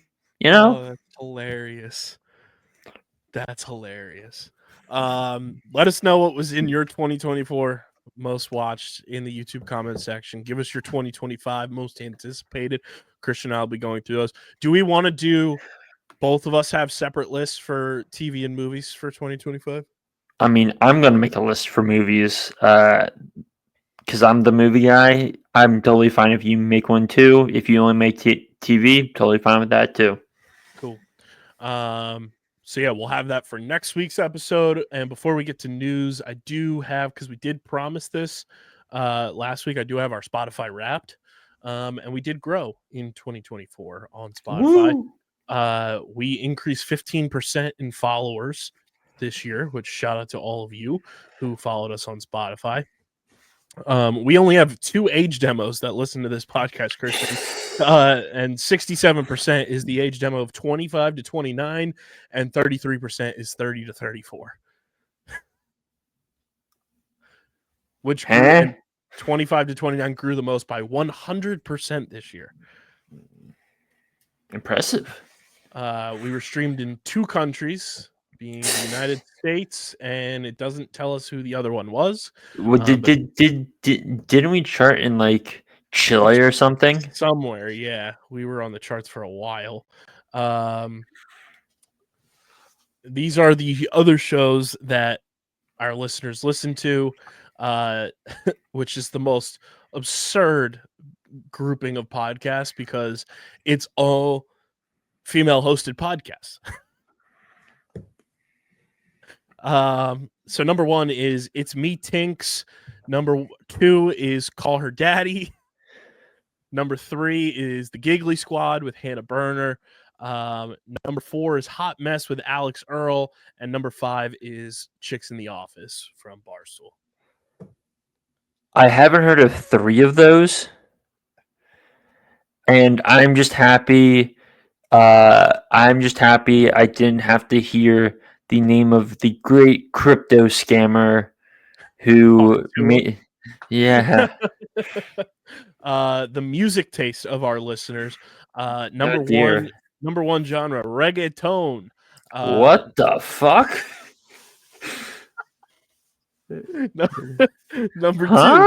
Number 2 is even more what the fuck. Nordic folk. Spotify, are you okay? And number 3 is pop. Tim Spotify, can you please check your data a little more? Then this is an interesting aspect. We're looking at this as a company.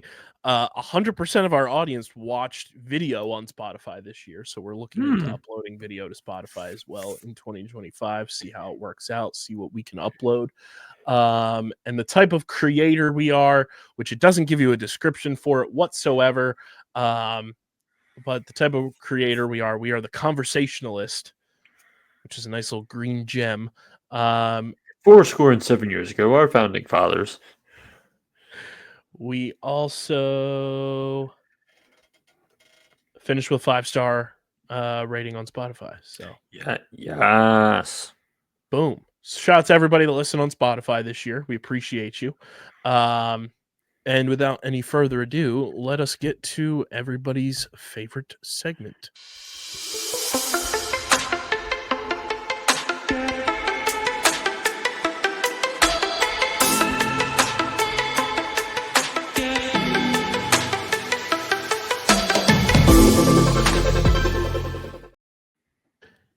It is the Streaming Platform Multiverse News and Notes, brought to you by our friends at Kenwood Beer, the official beer partner of Underground Sports Philadelphia. It's a refreshing light beer, just 4.1% ABV, 120 calories, and just 8 grams of carbs. And during the month of December, you can give the gift of beer and have Kenwood delivered to your house.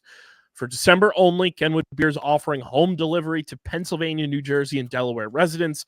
While they can't guarantee a delivery date, if you order before December 18th, there's a good chance it arrives before Christmas Day. It's available in 6-pack 12-ounce cans, 12-pack 12-ounce cans, and 12-pack 19-ounce cans, a.k.a.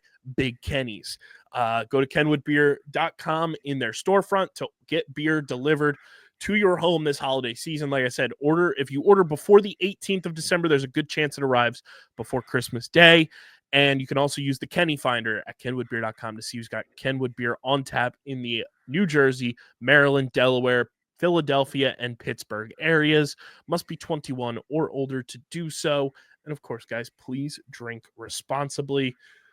We texted about this earlier this week, Christian, but Jeremy Allen White has officially been cast as Rod of the Hutt in The Mandalorian and Grogu. Which I don't know what to make of that for the life of me. Like if he was playing a live action role, it's like sure, but like, huh? He is the son of Jabba. If only he could be the son of Pizza the Hut. Ryan Reynolds sees Deadpool becoming more of a supporting character going forward in the MCU. Quote, if he comes back, it's going to be in someone else's movie. Channing Tatum, I would happily be a fifth banana in his movie or anyone else's. I mean, I feel like Chris Evans has developed the same philosophy, though I'm about to unleash a take here. Sebastian Stan is having the career we all thought Chris Evans would have. Because Chris Evans, either his agent or him, can hardly pick 2 good projects in a row, if that. If they can even pick 1 in a 3-month span. Whereas Sebastian Stan's just like doing interesting stuff all the time, when it's just like, oh, he's like doing this weird indie black comedy, and he's playing Donald Trump, and he's playing this thing, and he's playing that thing, and he's still being Bucky Barnes and like being good at it. And someone called him the Marvel equivalent of Robert Pattinson, which I found interesting, because Robert Pattinson loves doing the, for lack of a better phrase, weirdo films, in terms of it's like he'll do the popcorny things, and it's like, oh yeah, I'm gonna go work with this Korean filmmaker, this like Latvian filmmaker, and it's like, okay, cool. It's like, and it's like never bad. Speaking of Chris Evans, he's reportedly been cast in Avengers Doomsday. It's unknown which role he's playing. Why? Here's I'm about to unleash a take. Everyone asking why and complaining about this.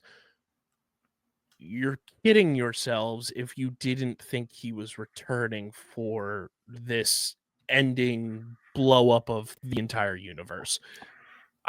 When this got announced, I was like, oh, cool. It's just announced. Like, it was a foregone conclusion that he was going to return in some capacity, and there's so many different routes they can go. I'm not mad about it. I knew it was coming, and if you didn't, you were just fooling yourself. I mean, my general thoughts on it is this. while this felt inevitable, it still feels shitty.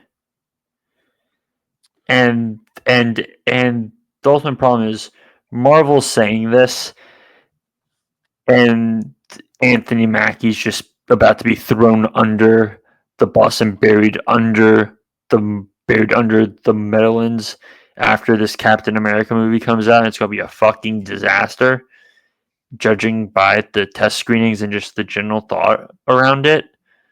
So, not great vibes. And the reported cast so far for Avengers Doomsday: Robert Downey Jr., Chris Evans, Anthony Mackie, Benedict Cumberbatch, Tom Holland, Pedro Pascal, Vanessa Kirby, Ebon Moss-Baccarat, Joseph Quinn, and the Thunderbolts. Speaking of casting news, Austin Butler will play the Christian Bale role in Luca Guadagnino's remake of American Psycho.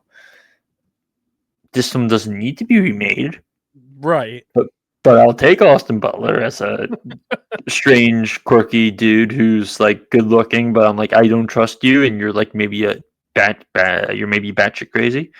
It's also very funny that he's doing that when Christian Bale played Gore the God Butcher and Austin Butler played someone that looked like Gore the God Butcher in Dune.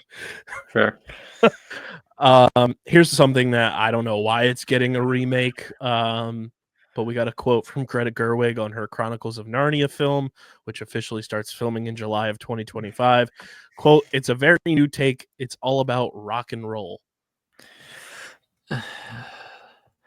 I'm willing to trust Greta, but what the fuck? Speaking of things that don't need reboots, a Chitty Chitty Bang Bang reboot's in the work. Why? Exactly, why? Why?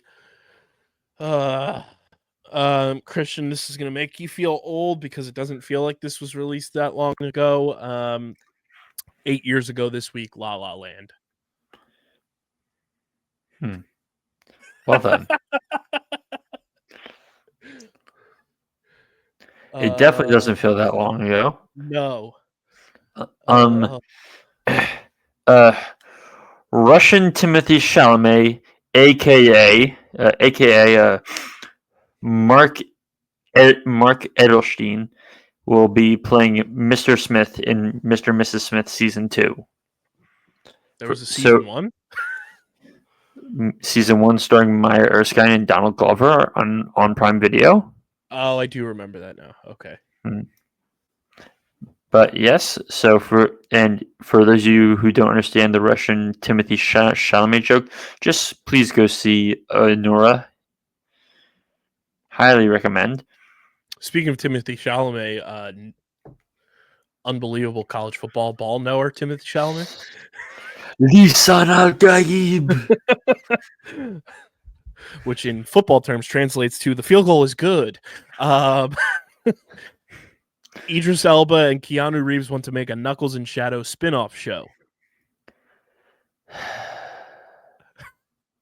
How much do you guys need the money? I do want to say, I Leo memed so hard this week. The Sonic 3 trailer came on my TV, and hearing Sonic say, "What are you, Detective Pikachu?" My Super Smash Brothers universe is alive and well, everybody. Oh dear.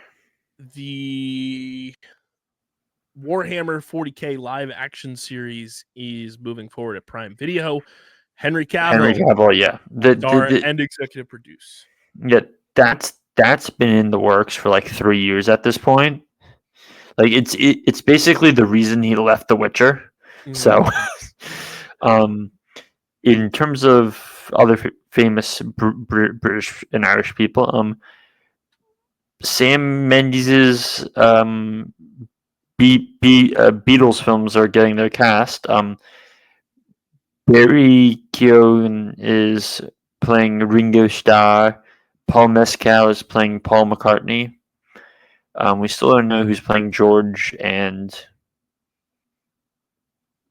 why am I blanking on the fourth Beatle? This is great. 11 o'clock at night's really hitting hard at the moment right now. Don't mind me. But yeah. But I would say in the John Lennon. superhero, that's bad. That's bad on my part. Yikes. Uh, Your can we cut brain that from got the yolk pod? code. Yeah. Mm, uh, I don't know if that's the end of the podcast. Then, if my brain's getting yo code, I don't know about that, Chief. Strike one up for another common James Gunn W. Mike Flanagan's gonna make a Clayface movie. Yep.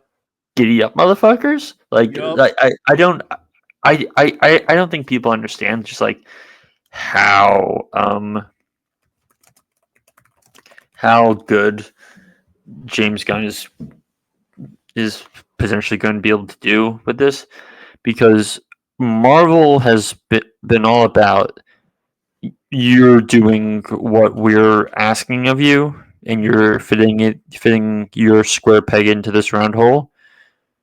James Gunn is like, James Gunn's just like, a circle can fit inside of a square, and it can fit inside of a square because the circle is smaller than the square.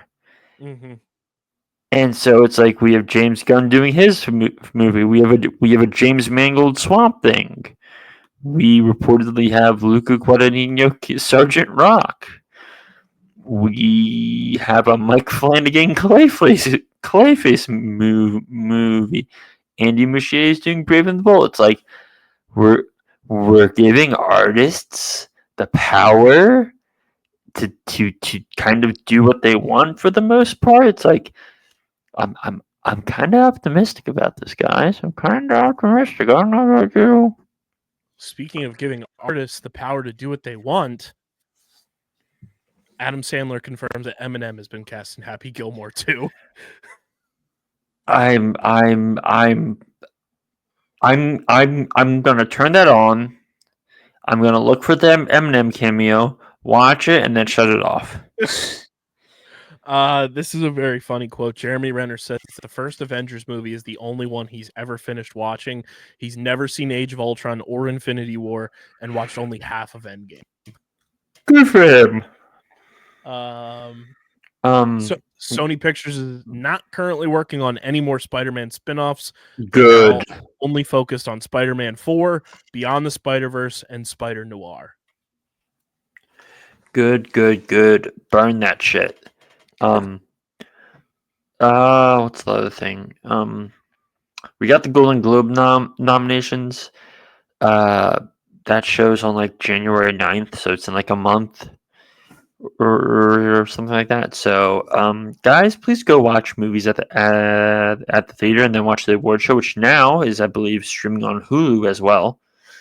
So, all you streamers only. Which, Kyle, that can segue us into the streamer conversation about the biggest scam in streaming right now. YouTube TV is bending the people over. Good grief! Like, what are we've talked about this, you and I, on this show, off the show. Streaming has lost the plot. They've lost the plot completely, and I'm dealing with it on a lesser degree right now because I got the Disney Plus and Hulu bundle plan with ads because that's way cheaper than what everything was. They don't know how to properly place ads in these streaming shows. Like I would just like to point out how like basic cable's like $30 a month, and like that gets you the vast majority of pro sports. Mm-hmm. Basic cable alone, and then I don't know, you could then spend money on the streaming services, but instead it's like, congrats, you're gonna give us 80 something a month for a diminishing number of channels, plus you're gonna pay for your streaming services, and it's like, math ain't mathin'. Yeah, YouTube TV completely lost the plot. They've more than doubled their price in a 5-year span. It's someone, and this kind of made me laugh for a specific reason, said that they switched from DirecTV to YouTube TV, and now YouTube TV is more expensive than what they paid for DirecTV. And it's funny because because the NFL Sunday Ticket switched from DirecTV to YouTube TV. Yep. That's why they're getting their lick back. Yeah, it's so bad. So bad. This is interesting. Aardman is developing a Pokemon project, which is releasing in 2027. Aardman, if you don't know, is Wallace and Gromit, Chicken Run. Which, who's excited for the Wallace and Gromit movie that's coming to Netflix in the next couple of weeks? I fucking love Wallace and Gromit. It's so nostalgic and just so Yeah. good. Jim Carrey says he's down to play the Grinch again. Jim, can you manage to pull the same trick with the tablecloth 2 times by virtue of luck? So he said previously he wouldn't have returned due to the makeup process, but now with motion capture and modern tech, anything is possible in the world. Okay, Kevin Garnett. The other things I have here. This is the fun. This is how I know it's going to be amazing, because the real sickos know the lower the score, the more dastardly and Craven spiraled those movies are. Craven debuts at a 12% on Rotten Tomatoes based on 17 reviews, and all of the Sony-verse Spider-Man movies will finish without a single positively reviewed film. The highest was Venom Let There Be Carnage at 58%, Venom The Last Dance at 41%, Venom 1 at 30%, Craven is now at 16%, Morbius at 15%, and Madam Web at 11%. It's amazing how badly you can consistently miss and still keep going. It's almost like an entire universe that you built out that comically and just historically, those villains revolve around their existence with the knowledge that Spider-Man is the reason they exist. And yet you never put them in the same movie. What a concept. Can we here we go, Christian. Here's your what the fuck are we doing moment of the pod. Oh dear. This comes via deadline. In the works at Disney, a Tangled live action. See, I'm not gonna say what the fuck to that, even though I fully don't believe it needs to be made, simply because like I don't necessarily have a gripe with doing the live action princess films, save Little Mermaid, which I'm just like, why? But it's still gonna look like shit. I have the gripe when it's like, we're taking these movies about animals and we're making it CGI. It's like, no, stop it. Get help. Like, if you're adapting something about people, so like, I have even though I refuse to eventually watch it, like I have no interest in watching the Lilo and Stitch movie because you're going to have giant people be motion captured as aliens. Yeah. And I'm just like, why?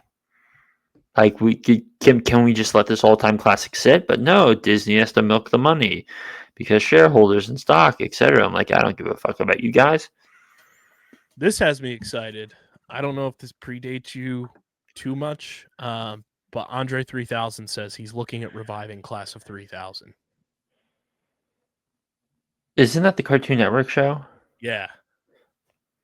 So I feel like I remember watching reruns of that at some point. Sign me up. If they can reboot that, and Andre 3000 is obviously a part of it, let's go. That I saw that logo and I was like, whoa, blast from the past. I'm all about that. Happy 28th birthday this week to the future Mrs. Josh Allen, Haley Steinfeld. who, by the way, I was clicking through Prime recently, and I saw Pitch Perfect 3 pop up, and my mind instantly went, right, Haley Steinfeld's in that. Yeah. Looking here. Very awesome quote from Denzel. Denzel Washington says he apologized to Ryan Coogler after revealing he will star in Black Panther 3. Quote, Ryan's a genius. Whatever he writes, I'll read. This might be another what the fuck moment for you. Tom Holland has launched his own production company, Billy 17, with his brother Harry Holland and Will South. They've partnered with Sony. They already have 3 films in the works called Burnt, The Rosie Project, and The Winner. Tom Holland will potentially star in 2 of them. Burnt, Holland will star, and Rodney Rothman, Spider-Man Into the Spider-Verse, is writing the script. The Rosie Project is an adaptation of Graham Simmonson's best-selling novel. And The Winner, potentially starring Holland and described as The White Lotus meets the talented Mr. Ripley. First of all, I don't want that last one to exist. A. B. None of that really surprises me because Tom Holland's made $1 bajillion off of being Spider-Man and being fine at it. And so, because he's in the Sony business and Sony has made money off of him through Spider-Man, this is kind of them scratching each other's backs at this point, and Tom taking more control because Tom has talked about how in the process of coming up with this Spider-Man movie, he's been more vocal and stuff, so now he's trying to take control of his career a little more, so making the production company makes more sense, which, if we're being honest, him having a production company is more so for him to buy scripts and stuff rather than him to actually directly finance the movies himself. It's kind of the principle of like putting a package together and selling it to a studio more than anything else, I think. Though those are probably going to Sony more often than not. This is good news for us in terms of the gaming sphere.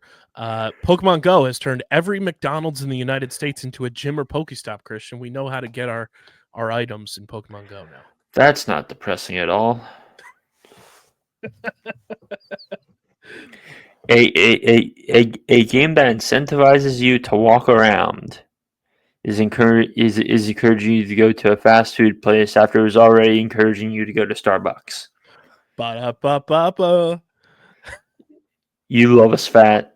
We talked about it a little bit earlier too. This is an hour ago at the Game Awards. Fallout wins Best Adaptation. Pretends to act shocked. What do you want to do one more? Because I think we're running out of steam a little bit. Yeah, I got one more here. Well, I know you wanted to say how it might be trailer of the year for what we saw earlier this week with 28 Years Later. Ladies and gentlemen, we've got a movie for this upcoming summer in June. Giddy up. Aaron Taylor Johnson, Jodie Comer, Ray Fiennes. Directed by Oscar-winning director Danny Boyle. Directed by criminally underrated screenwriter Alex Garland. Set the third film in the 28 blank zombie movie trilogy, with this film finally being made 17 years after they made the last one.